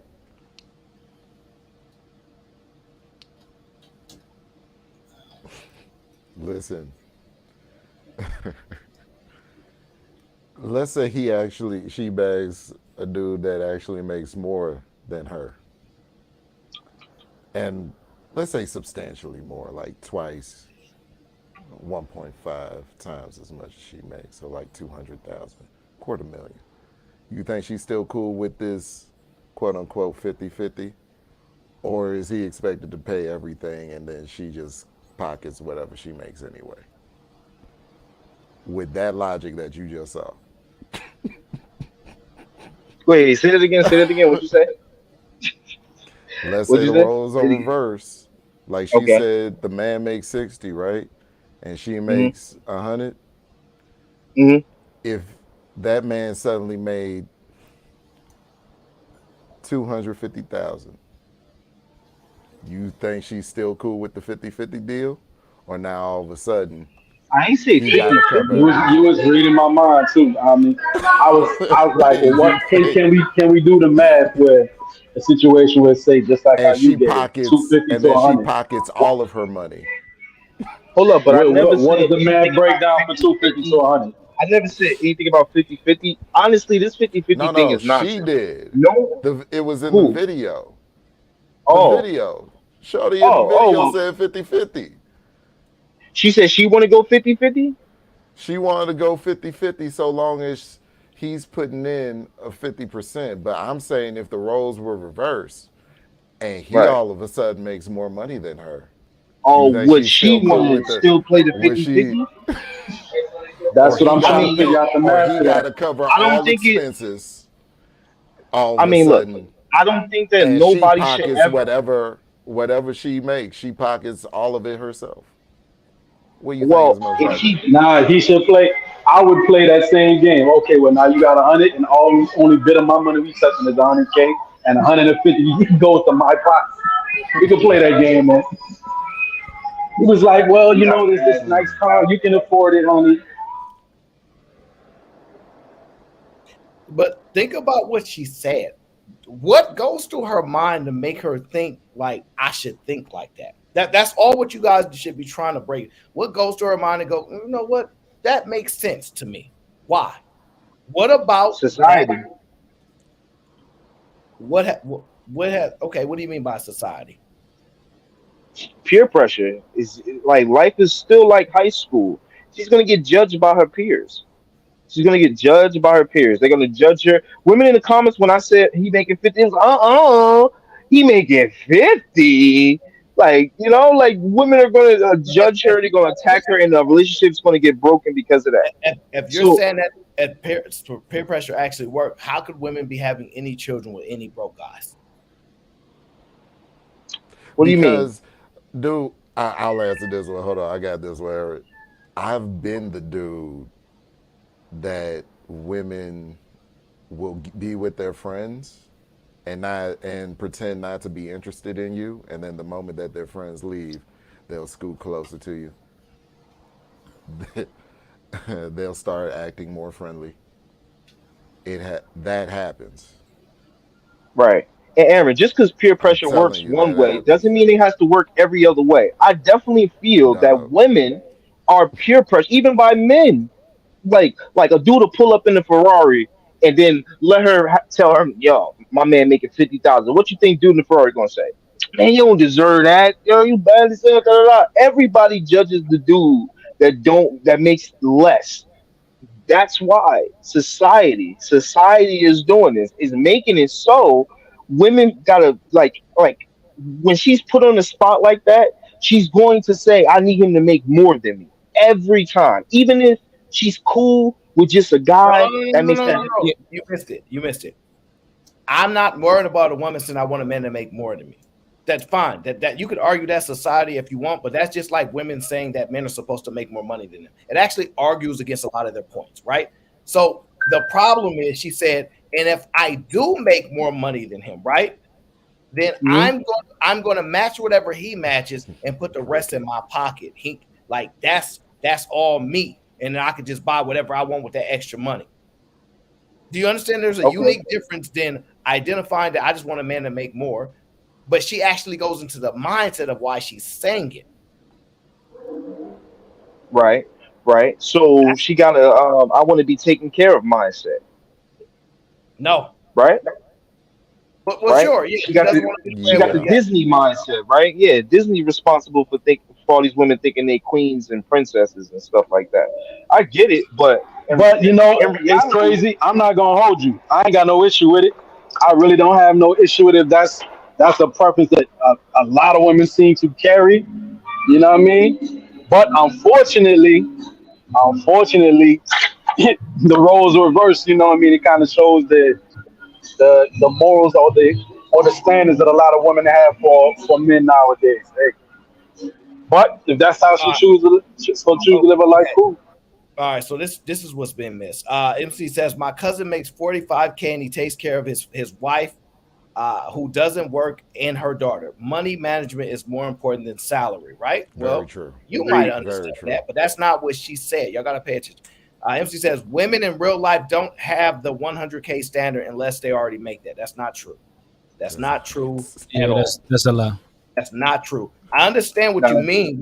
they There have the are women that standard, but they go below that standard every damn day. No. They're not Yes, going they below the do. standard. What I'm saying is women have similar standards because they all think they deserve the same type of men. Like Yeah, if because they're they all got the Disney World mindset. They no, all it's not. think they It's not Cinderella. that it's not that it's Disney. It's the belief that just because you somebody else, what makes you think you deserve anything more than I deserve? It's that false belief that we all have the same options and all these things, and that life is fair and it's a meritocracy. That's what it is. It's not Disney. Actually, it's just she look at another woman. Okay, if you can get a man, I can get a man. If you can get that kind of man, I can get that kind of man. That's just the mentality. Her But women, mindset. Go Aaron, ahead. why we pretending like men don't naturally want to make more money than their women? They don't. Men don't. No. What? No. So like for example, right? This is why y'all gotta pay attention. See, men, you would when you say that naturally, right? Are you saying that men naturally compete with women? No, but you want to be able to provide for But your no, woman. but see, there's a unique difference there, right? See, if a man saying, "Oh, I can provide with less," then they provide with less. See, what you're see, he not saying making more money is the providing part, right? See, I would agree with you that society has normalized men being the breadwinners, right? We're speaking about society, right? But if we remove the money aspect, right? If the money wasn't the concept, then men would be doing all the other great things. The money is the one thing that isolates things. So I understand what you said normally, but I don't look to compete with women. It's not like I don't look at them as a competition. So I don't think, oh, I need to out earn no. MC is not wrong. Women that with less than 100K are wanting their men to make more money. That's not even close to it. Now, what you're speaking to, MC, is that women with 100K tend to want a man to match them or make more. But women with less than 100K still want men with 100K. Still want it. So I hear you, Fighter, as far as like naturally men want that, but I don't look at it as they're competing. In this world, what she said is competition. Did you not hear competition on her mouth? Nah, it sounds like she's trying to be fair. It sounded Okay. like she was trying to be fair. Okay. So It seemed very reasonable because wouldn't you say that there's women that wouldn't want to deal with a man that makes less than her? okay, so if you're saying that money is a determination of who a person is, then fine. Are women saying that? Everyone is different, though. You know, everyone is different. Everyone is different. Everyone is different. Well, on this particular topic, I just believe what women say and what women do are not going to be aligned. So y'all favorite lines is what women say and what women do. Women say we're not having no more kids, and they not doing it.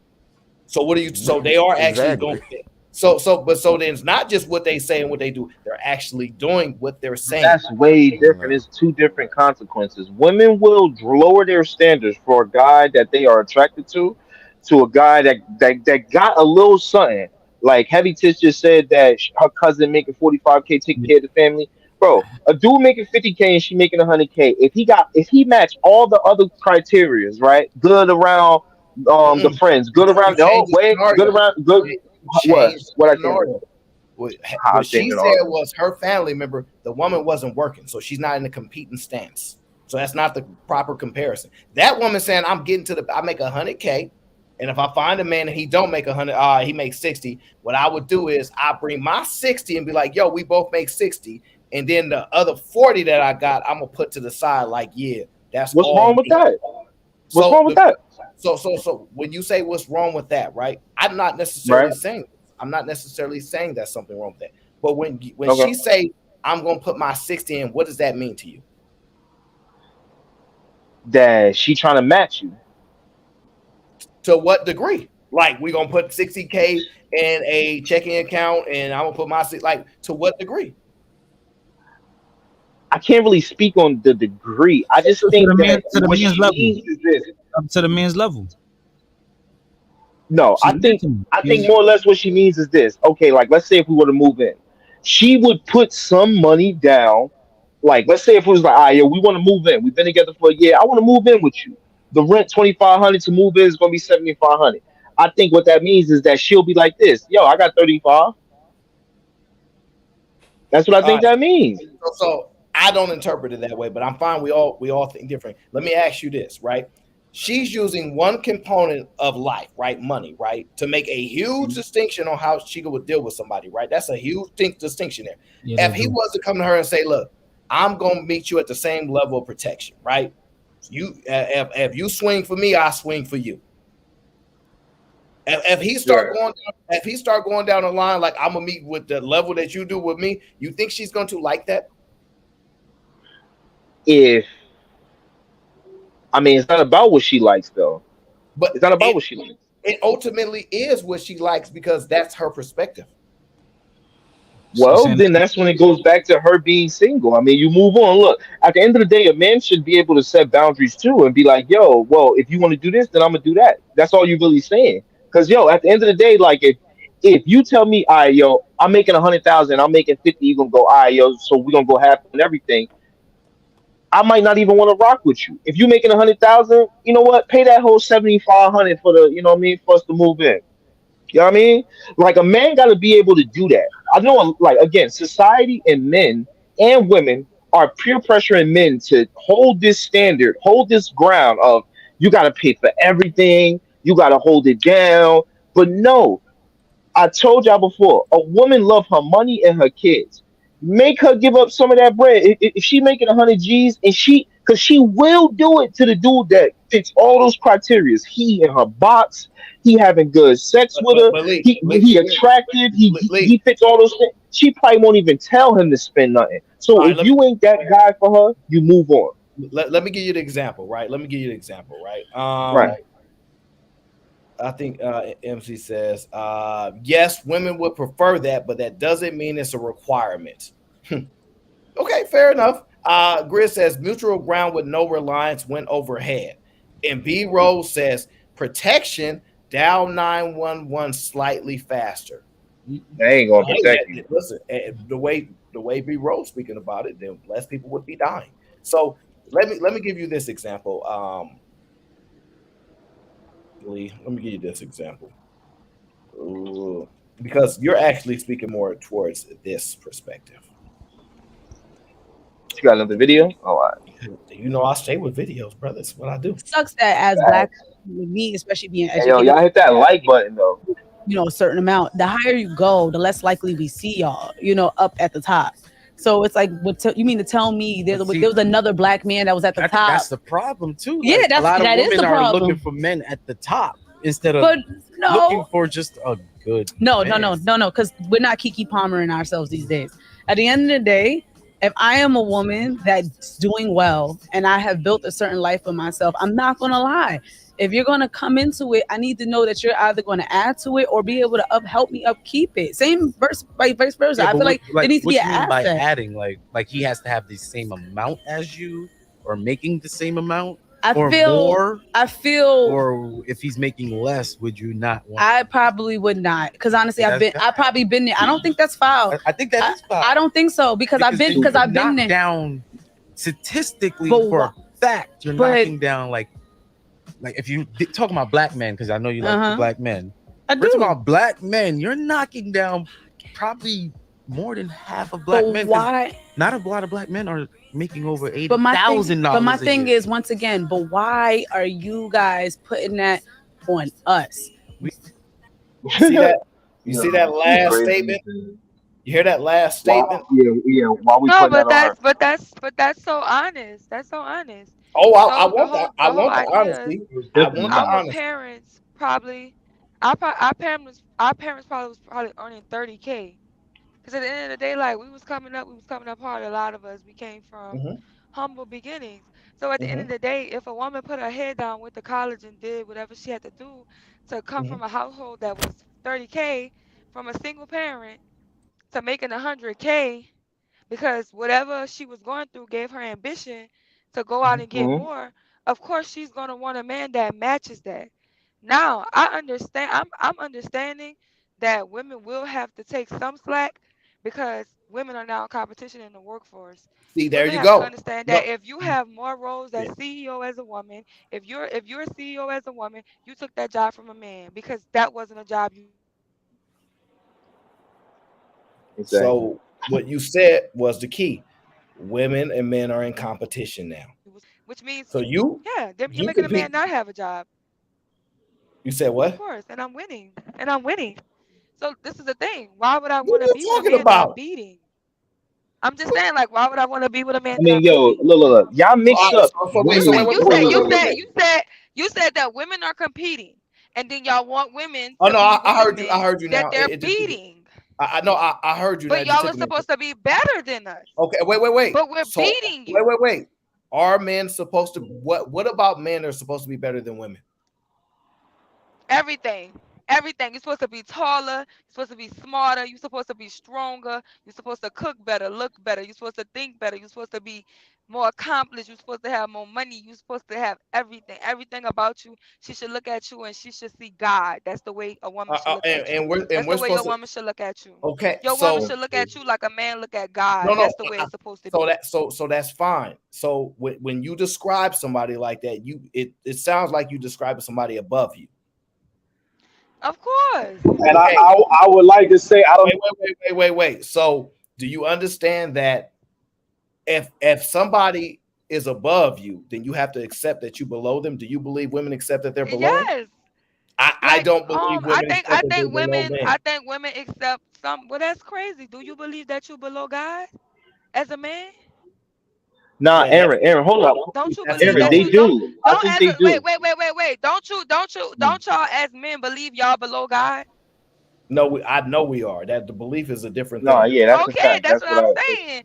So No, I. if Oh God no, but made wait, man for him and Sherelle. then man Here's the problem with the assessment, right? You're below every man that exists. what? Are women below No. every man that exists? She's gonna definitely say no to that. Are men gonna pretend like you said I'm Don't breaking dodge up. my question with a question. Answer the question. No, I can't hear your question. It's breaking up. Okay, you said men are supposed to be this, men are supposed to be that, and I'm asking you, are all men above all women? No, Okay, not at all. what? So why wouldn't a man be above a woman? Um, there's men that I'm taller than, that I'm smarter than, I'm more accomplished than, that I make more money than. Those men are beneath me. So Men who if make that's your less decisions than me. The only thing that a man is probably gonna always be over a woman is stronger physically. okay, so if that's your assessment, well, your assessment was a Because I feel criteria. like So because no, think what I'm about it, saying, there are men there wait, but there are men with Down syndrome, right? Don't you think I'm more mentally equipped than a man with Down syndrome? Think about it. but here's the difference, right? You made an assessment of a criteria that has nothing to do with gender.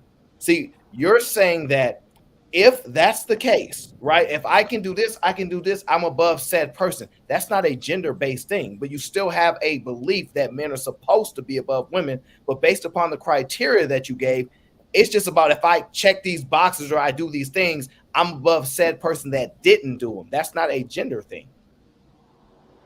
Yeah, no, but you should be better than me. No, but the criteria that you gave, the flaw is this. But every woman is not created equal. There are some women who are less than me too.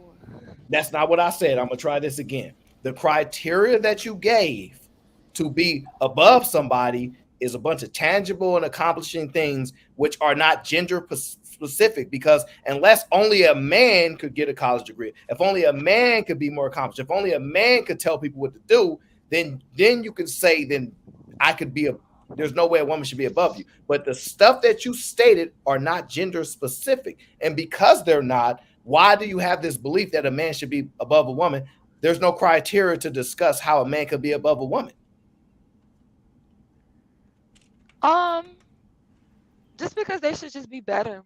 No, don't turn into a woman now and concede the point. No, you No, can't. wait, no. Because first of all, you're breaking up, so calm down. Just concede. They should be better. Just I'm not saying concede. that it's not gender. I'm not saying that it's not gender specific, right? I'm Okay, not saying that. But what I'm how can saying they? is, Go ahead. because y'all better than us, No, and you're y'all not should about to supposed get to be away. better than us, right? Listen. You on the Aaron No Y'all, show, so anything, and you know any, you dealing with me. anything I can do, you can do better, right? You can do See, anything better than me. you're Yes, not you about. Just can. You're concede. not going to Just manipulate. concede.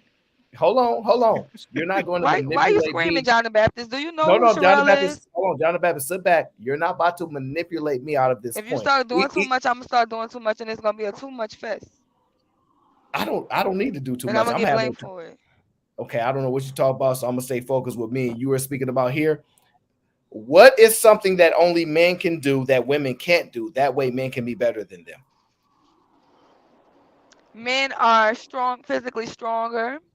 Okay. Men are more logical when they're in their right mind. Okay. Oh no! Not they in the chat trying to call Tiki on me. Oh, y'all wildin'. Block Aaron W out the chat for me, y'all. Thank you. Um, y'all could y'all have more foresight. I feel like Now men here's have here's better the problem, foresight right? than Right. women. Here's the problem, right? Let's say I agree with what you did, right? And I walk you to the palace, right? Let's say I agree with the things you're out speaking for criteria. None of it is money.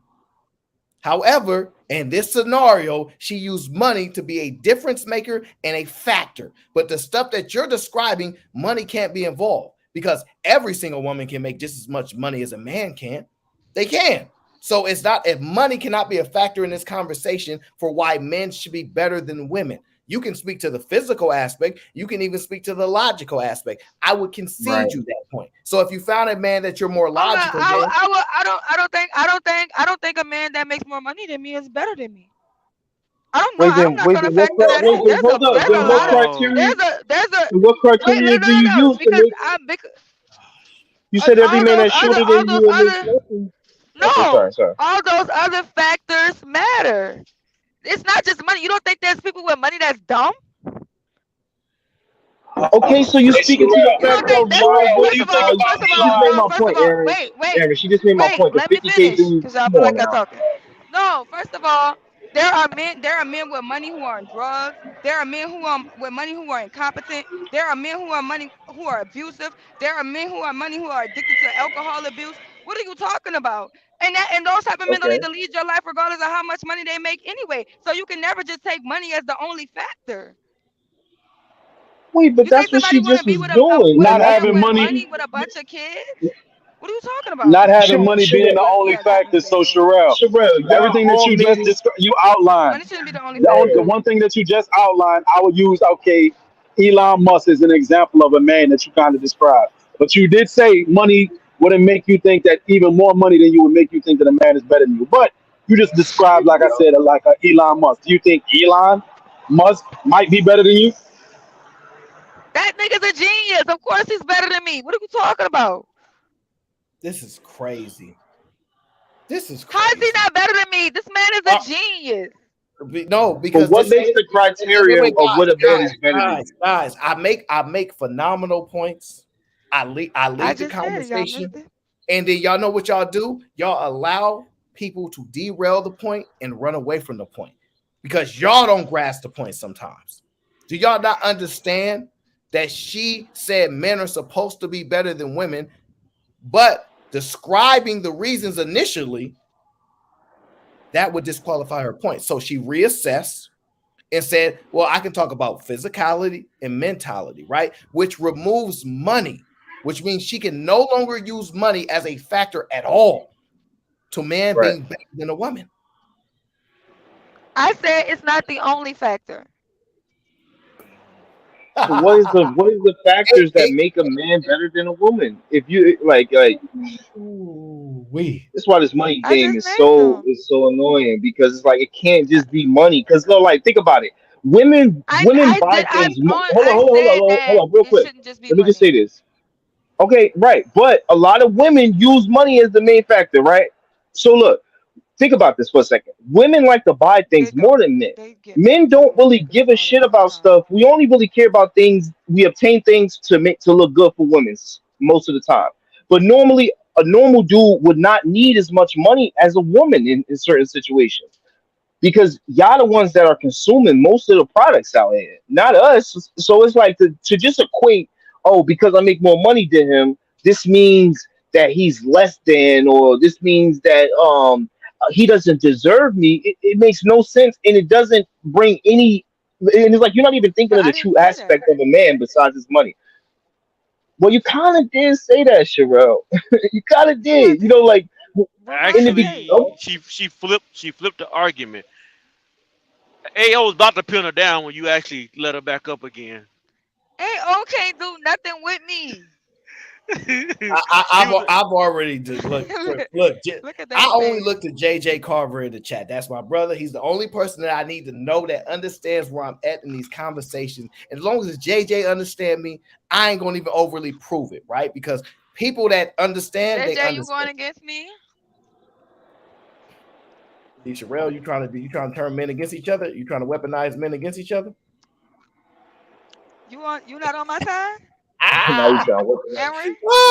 Okay, let me get to the super You my chats and main then hitter. hold on, sis, hold on. Let me get to the super Let chats me and we're gonna read talk. them. Let me read them. God, you probably can't even see the screen knowing where you at in this world. Go ahead. Y'all gonna be having kickbacks in the nursing home. And it's gonna be popping and we're gonna be playing dominoes and spades. Get that clip. Shout out to Thank you, Ricky. Ricky Williams. Fleece Johnson family vacation. All she good for is Earl changes and moderating. Who, me? I don't know. oil You changes. talking about me? I don't Okay, know. Gary Grant with the $5. 49% of black men are in middle class or better. 15.2% of black women are in middle class or better. Stop the lying. The women are leading. What is he talking about? I don't Okay. know. That ain't to We me. just reading the super These chats. must be old. GBG, shout out to the What up, Bob? gang. Grizz, everybody below me is a burden. And then aspiring to be somebody else's burden at the same time is legitimately insane. Excuse me, what? Fire, How you say that? fire, fire. That's exactly what fired. Way to put that, man. Fleece Johnson family vacation. Women lack common sense and awareness, no matter how educated they may be. Majority are bad decision makers. Damn, Says the that's people cold. that's in jail the most, but whatever. Um, MC Heavy Tits. I'm just saying, y'all homeless the most, y'all on drugs the most, y'all in jail the most, and we make bad decisions. MC Heavy Tits with the 4.99. Elon Musk is a statist. That's what it is. Go Is ahead. it statist? I don't know. I can't read above the third grade Statist? level. I don't know. I I don't don't know know. what I think it's Can't read status or above So the third status. he's grade level. not better than anyone. Yep. Now, sis, just sit back. I want you to watch this video and then I want you to interpret it for me, okay? Gentlemen, let her speak first. If you made 100K, how much would you want the man to bring? I do make 100K. I would want him to provide security. And it's not even that I want a man to make the money for me. It's like I want someone to provide comfort and safety for me. Do you believe a man who's making 40K a year can bring those things to you? Not necessarily. Why not? I mean, it's a matter of how you act towards a woman as well. It's not just about the money. If he's making money and he's confident and he's comfortable and we are both comfortable in our relationship and where we're making money, that's where it's at. 35K working at Walmart. No. 65K working at Apple. I'll change that to you got to be making over 100 because how are you going to support our family with less than 100 with children. If you yes, go ahead, Miss Sherelle. Please give me your interpretation of that video, please. I just feel like, she's a modern woman. Kind of selfish, Mm. Let me ask you this, She right? want a certain lifestyle, of course, Let me ask you this. Let's see if we can find common ground here. Do you think she's right about the money? No, I actually think that if somebody's gonna marry somebody, that all their money should go on one pot. Honestly, Okay, so that's a different one. Let me. She says that this is why it's I important, would right? want to. I would want to be entitled to all my husband money, so No, he no, should no, be no. entitled to all Just mine. listen to this point. She says she makes 100K, right? She get into that bag, right? She wouldn't mess with a bum like me, and I don't expect her to. I might be smart enough to read a book, but not enough to make that kind of money. So let me Boy, ask you stop this. it! You a whole No, no, bully no. out Just pay here. attention to the point. If that is the case, right? If she needs somebody that's making that kind of money to support her family and she wants to feel security and protection, is her argument that money is security and protection? No, because I mean, I feel like you could raise No, a no, no, no, family no, off of no. I'm gonna 150 repeat it kids. again, That's what they just to would. make sure you understand. I want our family to be secure and protected, right? So he needs to be making at least 100K. Doesn't that sound like her argument is with money, it brings security and protection? Doesn't it sound like it? Yeah, that's what it sounds like, and which it does. Money Which plays it a role in does. security and So, protection. check this out. So now that you agree that that money does do that, can I ask you this question? Does a woman bringing 100K to a relationship with a man offers him security and protection? If she's willing to put out her money, yes.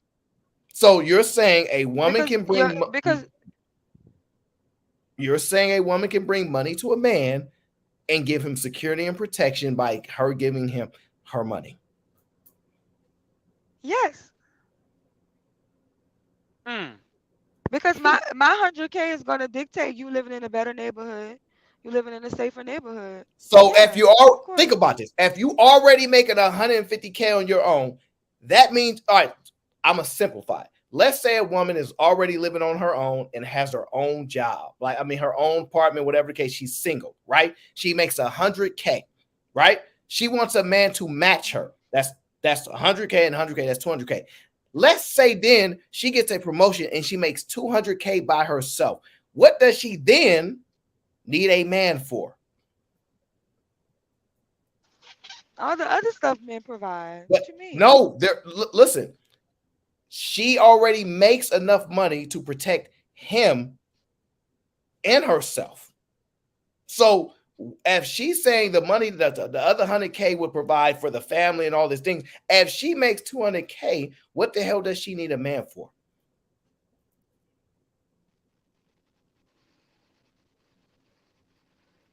Y'all don't have no clue.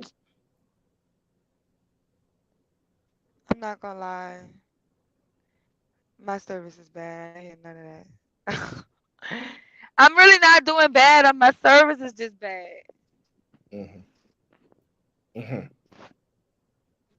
I understand. John the Baptist, you go ahead, brother. No, you got Bless this. her You got heart. this. Yeah, I mean that she doesn't need a man according to the argument. She's saying that $100,000 brings her comfort and security, right? Security. Yep. But as she goes out and make an extra 100K, then that should bring her the comfort and security she's asking for, right? Not the man. So No, because it's all the extra stuff that the men provide. like What else? what? What else can he provide? I just feel like this. I feel like a woman walking up the street by herself is more in danger than a woman walking up the No, street she with a don't need man. him No, B because she Rose can. just said the I feel like 911 thing. Look, B Rose just put it up. She said well, call nine that's not what I'm saying. right You're not here. gonna project whatever somebody else said on to me. Hey, B So Rose, I feel like that. that's your people. That's I your feel like people. I love B Rose, but I I know feel you like do. this. I feel like if I got a couple of houses on the block that I want to hit or I want to rob, I'm definitely going into the houses that ain't got no dudes in it. You see what I'm saying? So men provide security just by their presence and their strength, because a man know that he can always physically beat a man. So when it comes to harm and stuff like that, a woman is an easy target. But if you know that she has a man in the house, then people think twice about it. So Sherelle, are you saying men are better than you?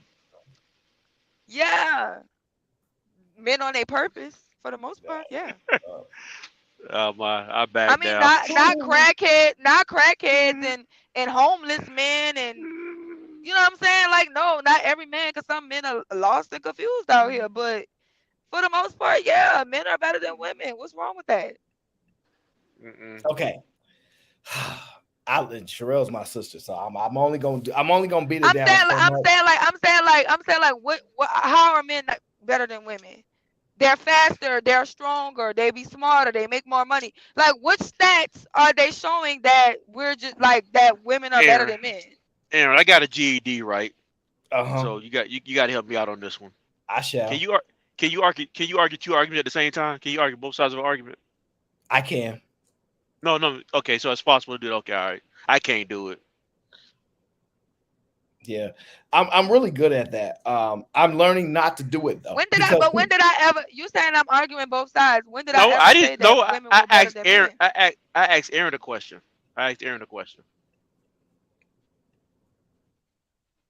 Let's go to this next video, Miss Sherelle. I'm interested in knowing what you think about this beautiful, lovely lady here. Okay, tell me what you think about this statement. Look, the moment that you let that man move in with you, you are now the man. You can just consider yourself the man of the house, baby, because you're already in your masculine energy. Men should not move in with women, and that's just that on that. It don't matter if he's paying the house note or paying all the bills. You're never going to be able to change that dynamic, because the moment that y'all get into it, y'all break up or it's over, you're going to tell that man, get out of my house. You're going to be telling him to get out of your house. And so you ain't got to explain yourself to me, because I get a lot of oh, it was best for us. I was the homeowner first, and it just made sense for us. Okay, Brandon. Okay, just gonna start lining yourself up. Okay, line your beard up, because you're still the man. If it's that imminent for y'all to live together, let that man put a roof over your head. and that just is what it is. So I hope that this is temporary for y'all, and that y'all can start looking for something together, because it doesn't matter it doesn't matter what your reasoning is behind it. That man is in your house. What do you think about that, Miss Sherelle? I think it sounds good, but people, like average people, they gonna have to live with each other.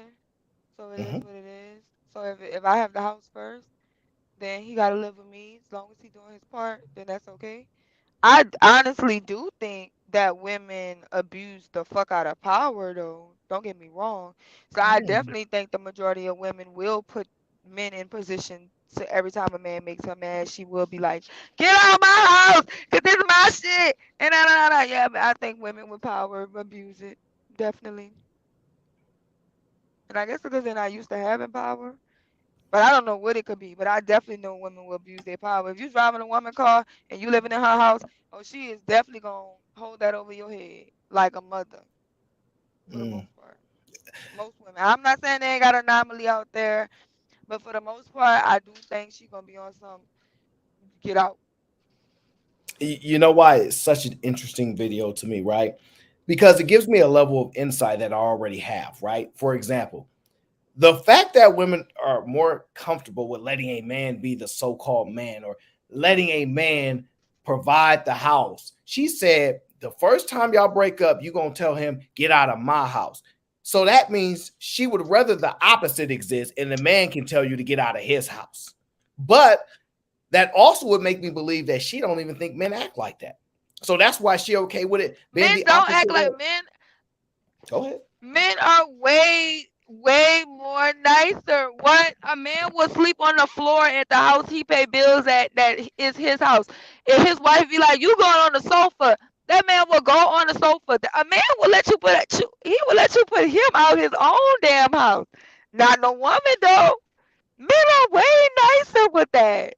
So let me, like, this is what's, shout out to Big Bad Boy. I see you, big dog. But they not above reproach. But I'm just saying that this they're is nicer. what the struggling aspect that I have, right? Because I know this to be the case for a lot of men, and I know that they manage a woman's pride and ego that she does have a lot better than the inverse. So what women are finding out now that you're making money, now that you have power, influence, whatever you believe exists, you're finding it's hard playing the opposite role of managing a personality. You're finding it very difficult. It's easy to manage a personality if the man is looked to be in the driver's seat of the relationship. All right, that's the man, fine. But if the inverse is around and you have to learn how to manage a relationship with you being the driver, you don't have no skills. You don't have no skills at all. You don't know how to adjust it at all. It's proven to be almost difficult for women to do it at any rate. This is why your women tend to be angry now. I just want a man to make more money. The only reason a woman wants a man to make more money than him is because she doesn't know how to navigate a relationship with the opposite. And she only believes that men are really good at that because she don't want the responsibility of failure. Because when women deal with failure, they want to blame someone else. That's what I've noticed. What do you think? Yeah, of course. You can hear me? Don't Oh, don't I be can hear you. silent. You know my mic be messed up. Oh, I'm sorry. Yeah, of course. I like I it. think women. I think because. But you remember when we had this conversation where I said like we're in a very adjustment period, so we missing the forest because we looking at a bunch of trees, so we don't realize that we in the forest. I don't think like there's ever been a time in history where women were allowed to make this amount of money. We're allowed this much freedoms. So it's very much of an adjustment period, and I think that you know, with all the freedoms that we got and the access to capital that we have, it's going to be some drawbacks. And the drawbacks is going to be that you're probably going to be the breadwinner in your house. So you're going to have to just like value men for the God given things that they have. You know what I'm saying? Why do men need to make a $200,000 a year or $100,000 a year to be a man? Nobody said that. Who said it? No, I'm just asking because modern day times modern day conversation. We had these conversations that most men need to make 100,000. It's expected for men to make $100,000 a year. But I think that's more of the men pushing that narrative.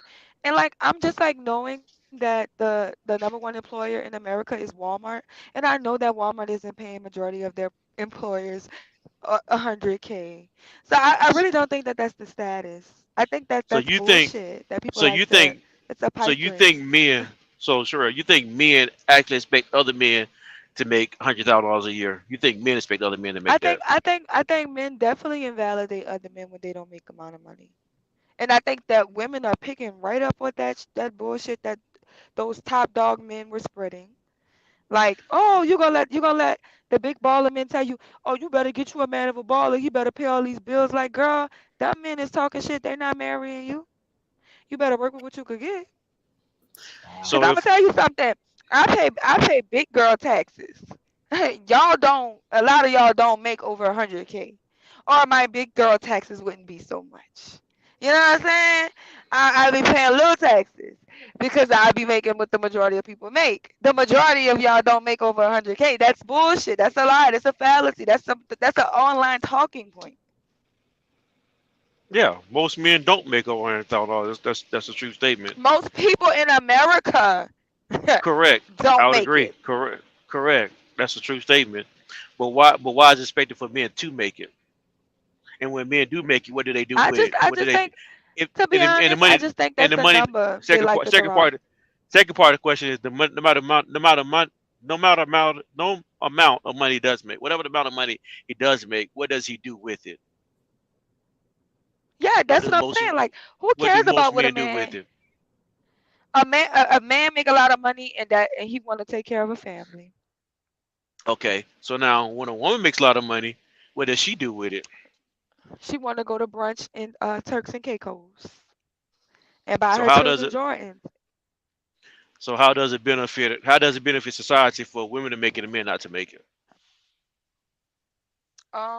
It really, I guess the women take care of their kids, but for the most part, it will benefit society for men to make more money No, no because it worries. benefits more people. I have another video for you, and this one will be very interesting. I think, Sherelle, because you have the woman's touch. I want your insight first, as always.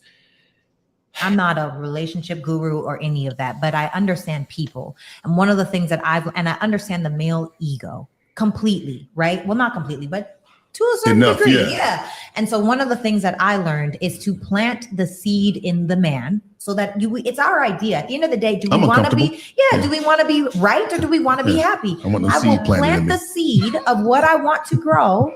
And then when he thinks that it's his idea and he's like, oh, we need to do this, I celebrate him like it was his idea Glad the because it suggestion, is yeah. going to protect his ego and it's also going to give me what I want. Smart for And that, yo.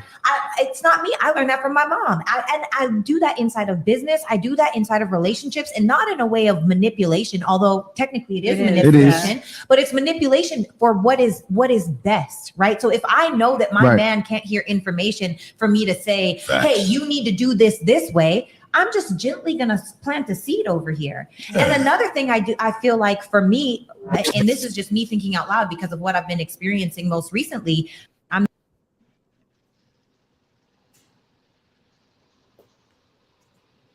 What's your question? I just got to review. I just got to reply to it. I think that's what traditional women are. I think traditional women are manipulators at best. I think that's the way women have survived since the eons of time.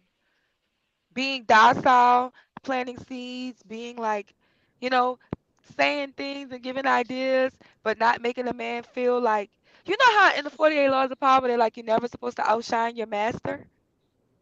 Yeah, that's what women are. Women are not supposed to outshine their man. You're not supposed to make him feel stupid. If you feel like the tie that he have really don't match his suit, you're not supposed to be like, boy, you look stupid. You're supposed to be like, you know what? I really like this other tie because it make your eyes pop out. And you know what I do when when I look at you good, and then you gotta, make him feel like, the last time you wore this tie, I rocked your world. And now all he thinking about is he gonna get his world rocked. But you really just wanted him to change his tie. But you really could have just been like, "What, the tie ugly and it don't match."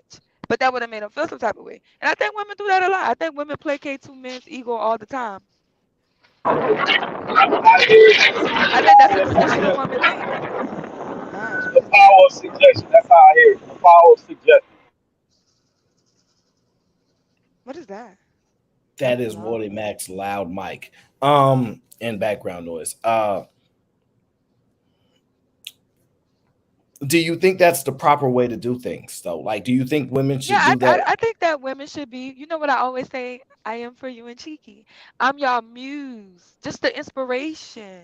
But I'm not the person, but I'm not the innovator. I'm not all of that. You know what I'm saying? I want you to feel like you did it because I feel like men either build or destroy. And I feel like a man is not going to be happy in life unless he's building or destroying. Because some people think that men are only happy if they're building. But some men are really happy being destructive as fuck. So the thing about it is men either want to build or destroy. So I give you the idea. You build up upon it because you're gonna feel like I accomplished this. Now in the back of my mind, I feel like I really worked that out and did that. You know what I'm saying? So I got myself on the pat on the back. But y'all feel like y'all did that too, so y'all accomplished. Now all of us is happy. And I feel like this. When a woman makes her man happy, that man be want to do stuff for her, like seriously. So why wouldn't I want him to be happy? Because if you make your man go all the way up and he happy, he gonna want to bless you. It's the same way like when you praise God, then God want to bless you because you praising God. That's the same thing with men. You got to think about it. That's a perfect analogy. The way we treat God is in the way the same way we should treat our husbands. Like if you praise God all the time and you serve God and you be good to God, God gonna keep on blessing you with stuff. So why would you want to do that? So you praise your husband and you make him feel good and you keep bucking his head up and he gonna keep on blessing you. So like, why wouldn't you want to do that? Duh. So do you think so Duh. by your words, you're saying you should manipulate men and men should manipulate God? You don't. You This is not manipulation. You gotta truly believe it. You can't manipulate God. Come on now. I I oh, okay. Even in that, what do You know I what y'all do? understand? Y'all know what Your y'all do? thinking, what Y'all you're like to trying to y'all. say. You know what I realized y'all do? Y'all like to take something that a woman is saying, find the one thing you could probably turn into a negative thing, and then pull from that so that you could start a conflict. And that's a problem. No, I was trying to follow your logic of Yeah, what it you were is. saying. Because you were saying You in your can't words, you manipulate were God. saying in the words you were saying that you are here to manipulate women can manipulate men the same way. No, Okay, I because said, I said, muse, inspire. Did you miss all those words? I said if you serve your man, if you praise him, if you serve him, if you do all of that, then he's gonna bless you. Did you miss all those words? you did say that. You did say those words as well. You did say those words. And John the Baptist, she's saying, and Oh, she's okay. going along the right path. One thing I've learned though, when it comes as service, you don't do service though where the conflict comes in is what you said about how men serve God with the expectation of getting something back. That's where for me though, you was sounding good up to that part, because generally with anything you do in service to somebody else, you're not doing it for the praise of someone on the outside, or for the look at me aspect of, look, I'm somebody great, I'm doing this for others, look how I'm sacrificing myself. You give service, you serve somebody because it's generally out of either the kindness of your heart or because it's in you, this is what you want to do, and you do it without the expectation of anything Yay. coming So it's back. not It's like giving $1 to it's a not bum. You don't manipulation. expect to get nothing back from the bum, but if you're giving dollars to bums on the street because I'm gonna get blessed later, because look how nice I'm being, you're doing it with nefarious reasons.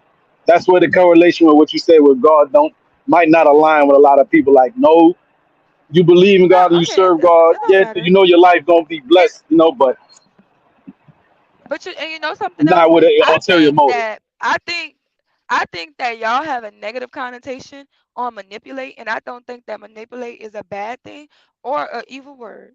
I think this whole entire world has been manipulated. Do you understand that we only have buildings and houses and shelter because y'all took the natural resources and manipulated them? Because guess what? Wood, stone, all the other things that y'all see that y'all use to build the earth, y'all had to manipulate something to make something better. So manipulation is not a bad thing, okay? Just to let y'all know, it's really not. Okay? Majority of our fruits and vegetables have been manipulated to look and taste how they look and taste. Okay? So the We question is, manipulate who? stuff all the time. What do you? Okay, so using your logic, what are you manipulating for? What's my logic? I'm asking you what your logic is. What do you manipulate for? But you said you're using my logic as if you understood my logic, but then now you're asking me what my logic is. See what I'm saying? So you tell me what your logic is. What are you manipulating for? You're manipulating for, I guess, So peace. when men manipulate the trees and the granite and the gold and You what they you you yeah, manipulate. you manipulating for a greater outcome, Okay. for a better outcome. You to make Okay. things better, always to make things better. Because we Okay. tear So down when the trees so we can make paper, It and we sounds tear so down the trees beautiful so how we can you build say it, houses. bro. We tear down these things so we can build cars, and all of these things that we rip apart so we could build something and we could be better. Manipulation okay. makes So things better. so when women generally manipulate, what they manipulate for? They can manipulate for to make things better, or they can manipulate to make things worse. Like I said, people are Which either one? on here to What build do they? or destroy. It What all do? depends on which way they want to live, baby. God has put evil and good into the world. And some people will choose to be evil. And there will always be that duality of life. Some people will do it for evil, and you will never be able to change that. There will be evil people who will do the wrong things for the wrong reasons. Okay? We're okay, we're gonna give you that. But then there are people who are going to choose the good things and do good things for good reasons. Okay? We can manipulate the Bible to save people, and we can manipulate the Bible to enslave people. Okay? Understand that. Yeah, we may have built houses with some of the natural resources, but we also built weapons of mass destruction. Okay? But you Did didn't we answer not? my question though. You didn't answer my question though. What? What do the general population of women manipulate for? The general population of women manipulate for to have something better. For who? I think it's for good. For Also, them. and I don't want to give you the answer. I guess Y'all I don't want y'all to don't hear think y'all don't your think y'all don't think women love their men? Y'all don't think women love their men? Y'all know girls be out here going to jail for men, taking drug charges and gun charges. These girls love these men. They love too. We be loving our man. We wanna do stuff for our man. We want our man to be good. Y'all wives don't love y'all. Y'all girlfriends don't love y'all. Y'all think everything she do is for herself? That's crazy. That is insane. Okay, Y'all need a well, hug. let me get to the super chat. Grizz says, I don't think men have a problem accepting help from women. I think that they're rightfully suspicious of women who tell them that they don't want to help. Yeah, I'm 100% agreeing with that, Grizz. 100% on that one. Suspicion levels, well, I did, man. That's definitely like the brighter than a red flag. It's different weight from a person I know will blame me soon as it goes left rather than shoulder it with me. This is why we value men's thoughts. Well, they're going to leave us anyway. That's what they do. Manipulation is a way of being deceitful. It's not good, Sherelle. It's not good. In this sense, in her conversation, she said manipulations to her benefit to get the outcome that she wants. The thing is, I could argue that anytime a man manipulates somebody, it's for the outcome that he wants. And if that's acceptable, then I don't understand why we complain about manipulation. Exactly. And some men manipulate things. They got some men that manipulated things that we use every day and that's useful, and they manipulated things to make positive things, and we love those things. And there's some men who manipulate for wrong, because we're going to be either in this world building something or destroying something. We're going to choose to be evil or we're going to choose to be good. But the tool of manipulation is not evil just because you don't like the results of the evil people manipulating you. But It's what understand you. that pretty much everything that you got on your body has been manipulated. You think cotton grow the way your shirt made? Hell no. They have to manipulate cotton to make your clothes. Okay, let's get that together. So are you slow? They have to manipulate a lot of natural resources to build your house you live in. Okay, that's manipulation. Listening to what a lot of these women in these videos said, right? They set a certain standard or bar for the type of women, right? But when I listen to what this woman said, right? When I listen to what she said, this is something I want you to listen I to. just got an email from my bank saying that my deposit was made today. I didn't make a deposit today, and half my home loan's gone. Really?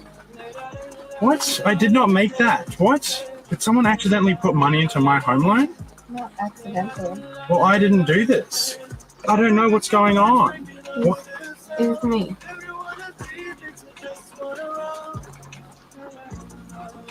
What? I paid for it. Why? Because you deserve it. You do so much for me all the time, every day, and what? Yeah. How? Hey. How? Hey. What? Hey, come here. You deserve it, okay? What? I love you so much. How did you do that, Kate? I called the bank and I made the payment. Don't! No! I don't want that, Kate! Hey, no, look at me. You do. Okay? Why did you do that? Because I love you and you're going to be my husband and you deserve every single good thing in this world, okay? That's way too much, Kate. It's not even enough.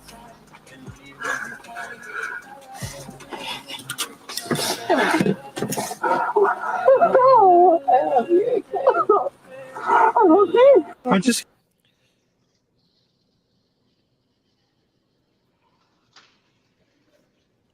Now, to me, she is a standard.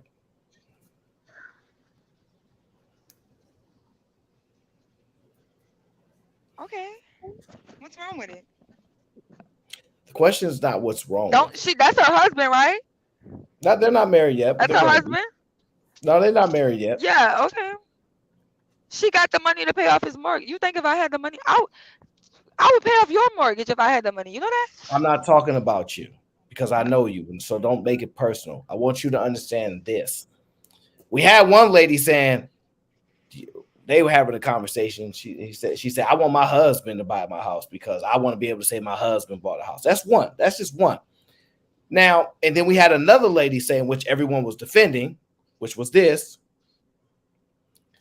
If I make $100K and my man only makes 60, then I'm going to match his 60 and I'm going to keep the other money for myself to buy the things I want to buy, a car or just to my savings.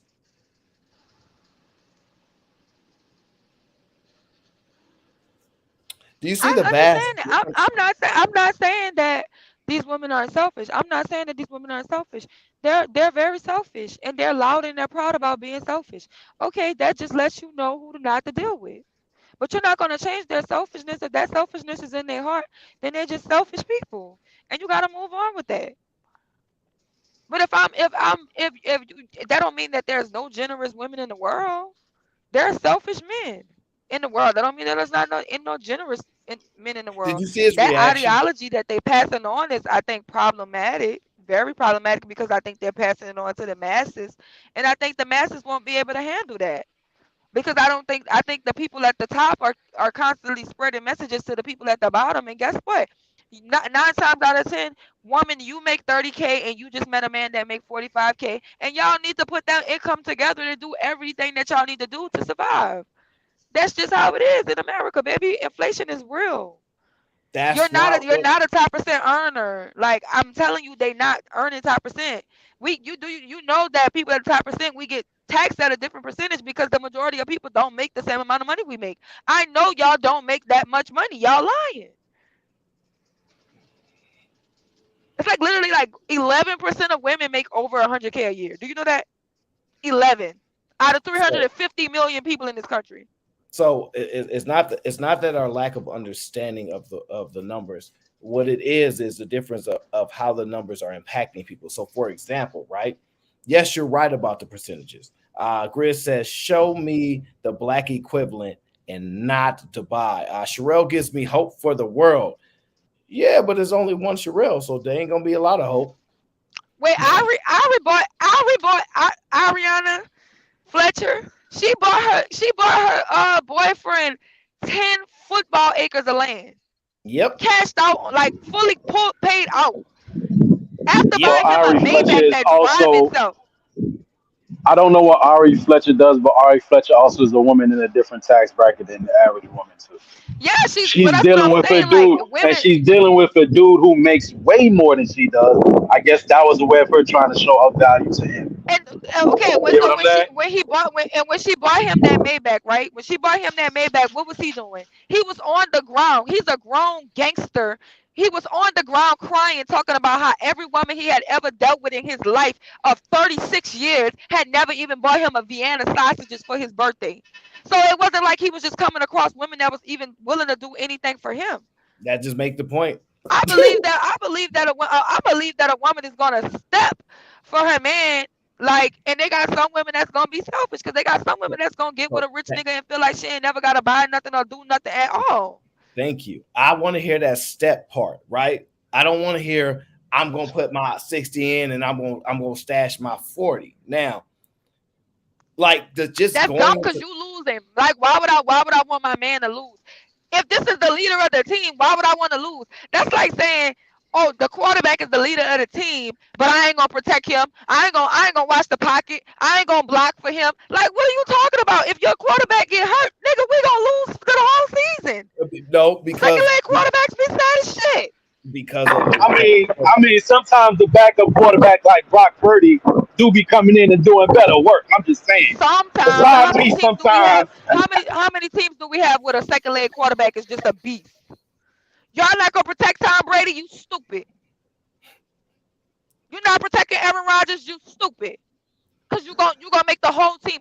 Y'all remember when Kevin Durant and Westbrook used to be on the same team, and Westbrook used to do that selfish shit, we just but he changed the wasn't flow of the always deferring to conversation. the best player. Okay. of course, John the Baptist is how it always works. We're trying to find out how many women gonna do what that woman did in that last video. Why does it matter? Why does it matter how many? I'm telling you that you're not gonna change the self. Because You're on not this gonna change platform, the selfish ones. They because gotta on this suffer. platform, because on this How platform do we're you think talking, men became great? because on this platform we're talking to the general population of people. We're not talking to one Okay, person. and so stop talking crazy to the generation of population of people. We need to stop having 100K conversations. We need to start talking to people that work at Walmart. That's what we need to do then.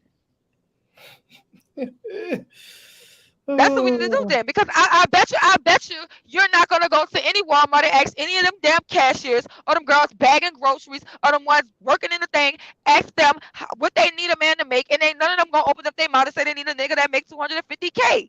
But those are the average women in the world, and y'all are not questioning them. Y'all are constantly asking women who have an education and have made it to the point of making over 100K, which is very, very, very out of the ordinary. Or y'all asking damn hookers and strippers who making money out their ass, making $40,000 in a strip club every month. Y'all asking them as if they're real women. Like, that's what y'all do on the internet. That is exactly what y'all do on the internet. But now we talking to the general population. But why we ain't never got no interviews with the girls that work at Walmart? Because Walmart is the number one employer in America. Not to mention I don't McDonald's know is the third exactly one though, in America. Why we not Sherelle. asking the McDonald's and Walmart girls what they want from a man? Sherelle, Maybe they regular want some women, niggas that because like you stop. said, let's use your statistic. You said regular women. You said 11% of women make about that amount that you said, 100K, whatever plus, Yeah. right? There's still gonna be times it's not gonna be 100. Not even say 75% to 100% of the time. Every woman joining a podcast or panel discussion is a woman that's making that type of money. Hell, the other night on Fight Club, where they had somebody brand new, the lady Stargate jumped up there. She said she make 56K as a massage therapist, right? That was an average woman right there. Now, whatever she said, she may not be the standard for all Baby, other that's not women, but average. there are average women, there are average That's not earning average. women The average woman does not make joining 50K in this country. 50, That's above 50K. average. 50K is That's not the average overtime for with a a woman. 30. That's overtime with like a $38,000 a year job for some people, and In some Texas, people it's be gonna take putting you. in that She still ain't overtime making on the 50K. construction in them construction jobs. That's overtime type money. You know what I'm saying? Yeah, that's not average for no woman. It's not. That's more like average for like Americans. Grizz says, so bro never got Vienna's, then went 110 for 50 back. That's the point. Women go 50 and demand 110%. Yep. It's their luxury. But they looking for men outside of Walmart. So you saying go interview women at Baby, but Walmart? I tell They you, not, you could interview them girls at Walmart, and them cashiers is having sex with them boys that's stocking and having so babies with them so boys that's stocking. You better believe so it. so You better so Arnold believe it. says, who does Kendra G be interviewing then? Buffoons. Have y'all seen the people that call on that show? People that want clout and attention. That's what she's doing. I'm not taking nobody serious on the internet, literally. Y'all be on here saying anything on this app. Y'all don't know they do anything for clout. Y'all don't know? Just to let y'all know.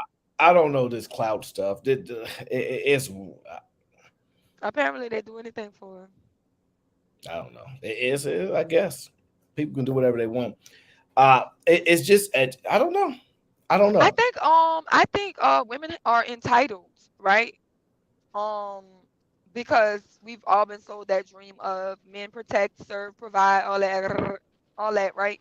So women Mhm. are born with entitlement, right? And they're pedestalized, and that is the world that we live in now. I don't know what women wanted to jump up and say we wanted to go work and all that, but hey, they did it. I wasn't born. I didn't set the house on fire. I was born into a burning house, so I have to live the life that I was born into. That's just is what it is. But I do feel like this. I feel like everybody got to suffer. So selfish women gonna have to suffer, and they gonna learn from their mistakes. I don't feel like there's no strong men who didn't go through some type of adversity and didn't suffer. So now we got a generation of women that if you don't want to listen, you're gonna suffer. And I guess I what? like that. I don't have a problem with people suffering. I Suffer. like the I like the Well, analogy that you used. That you just had the house on fire. You were just born into a burning house. Yeah, of course. yeah, I'm because I'm, we I'm a can millennial. I'm the last So millennial. so the me and Bro so the talk Hell question yeah. that a go lot. ahead, Aaron. Go ahead, Me and Aaron. Sherelle talk about that a lot. Let me just read these two super chats that came in. AL says there were plenty of chicks on KS show making regular money, asking for dudes with 500 foul wow. That's another buffoonery show. All them ladies called on that and wanted attention. Kendra G's show is literally a study of the average black woman. It's really not. I don't watch Kendra G. I can't speak to that. Me either. Go ahead, So Jonathan Baptist. can we put the fire out? I Or should we just don't know live? if we go. I don't even know. I don't even Or know if should we we? gonna put the fire out. Or should we I just? think Or should I we just think live in it? But no. I to think be some people are running out the burning house, and I think the rest of them are in there, and they got King Vine playing, and Cardi B, and Sexy Red, and they in there screaming, the roof is on fire. We don't want oh, to you let know that what? motherfucker burn, I might get to that. burn, I might get to burn, that in my next show. burn. So I was looking up some statistic over in Asia, right, and where it's talking about at the lower end, the younger people are wanting men to be less masculine, like because of the pop Oh, groups, whatever those pop groups are, those Korean groups are, Oh those yeah. those Asian K-pop, whatever it is. Those younger women are highly attracted to feminine, less masculine, less facial hair type of men, and it's garnered them to be attracted to more feminized men. And so what that goes on to prove is that the music there is influencing their women and their people, because now you're starting to see people wanted to. So the surgery levels for men are at high levels. Like I'm gonna probably go through the video next show if I find it again, of at what rates men are getting plastic surgery to appeal to women.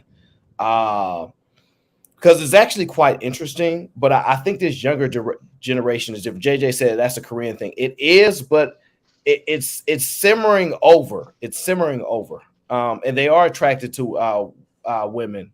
Big Mufasa, that is very true. The boy bands, AO, yes. I'm gonna find that video, and then we might get into it. So do you think it's simmering over? Or do you think it's coming back around? No, I think that's the new thing for you. So like having these conversations about like I'm like on the lower end of millennials, and then the Gen Z, right? And those people are actually adjusting the parents, the child problems. They're actually more present in their children's life than previous generation. So when they have these conversations, they're not really talking about millennials and zennials. Really, they're really talking about the generation that came right like before us, of how they're not as in the parent in the child's life as much. But we're going to get stuck with the imagery of it, because the imagery of the black male is what age? What is the imagery of the black male per se? What age is defines him? Is it an 18-year-old? Is it a 30-year-old? Is it a 40-year-old? What image are we identifying when we talk about lack of parenting? I just don't know. I think the 40-year-olds, to be honest, Generation X fumbled the bag like no other. But we ain't gonna get into the Generation So Z. JJ says Japanese prefer stoic, aloof, masculine men. I don't know, JJ. I think it used to be this way, but right now they're hovering on loneliness over there. They're hovering on buying intimacy and buying dates and stuff like that, JJ. I know you know what I'm talking about, because their I've seen culture, that video. I've yeah, seen that like, video. I've seen it. but I know what JJ's talking about. It hasn't hit them as hard, but listen, it's coming. It's coming. It's coming. It's what's Yeah, happening to I feel them. bad for them What's Asians happening because to they definitely them outnumber their women. happened to us with New Kids on the Block, Backstreet Boys, all them groups back then. The days they Yeah, was because like wasn't y'all when the kind of. Temptations was out, wasn't y'all getting perms and stuff? Like, yeah, huh? When y'all getting Okay. I don't perms? know. Hold on, Okay. Temptation. I don't know. I don't know how old you think I am, but I'm not. I'm not a Temptations fan. No, it's fine. I love the Temptations. Those Jesus Temptations Christ. slander, baby. Y'all Yeah, is I like wild them too, crazy. but I was not living. I was not out when the Temptations was. Yeah, that's more like my grandparents, my Oh, okay. parents. That's not me. Listen, Oh, ladies and gentlemen, it's time to end the show. It's time to end the show. I came, I saw, I conquered, I had the conversation. I hope that you thought a little differently. I hope that you guys get to see some of the way that these minds work. And I try to make the shows a little bit different than what we experiencing lately, but it is what it is. Thank you so much for we're gonna end the tuning show in. together, twin. Yes. Thank you so much for tuning in to the Aaron O Show. We will see you guys next time. I actually have not ate anything yet, and I've been home. I got home when I said I got to serve Oh the my people. God. So yes, I'm hungry. You're So I ridiculous. can't go. I got to go. I'm hungry. I got to go eat. All right. But I appreciate everybody. Thank y'all so much for supporting the show. I'm going to keep doing what I do the best that I can. Thank you to Sherelle for coming up and making the show even better, causing trouble as you usually do. Shout out to John the Baptist. Shout out to Lee, everybody that came on the show. I appreciate y'all. But we rolling up out it. Shout out to my brother JJ for always holding me down in the chat, making sure because JJ get me. JJ be seeing what I do. He see the work, and he's one of the very few that appreciate it. So I thank y'all. I appreciate y'all. But the Aaron O Show is signing out. I got to get something to eat. We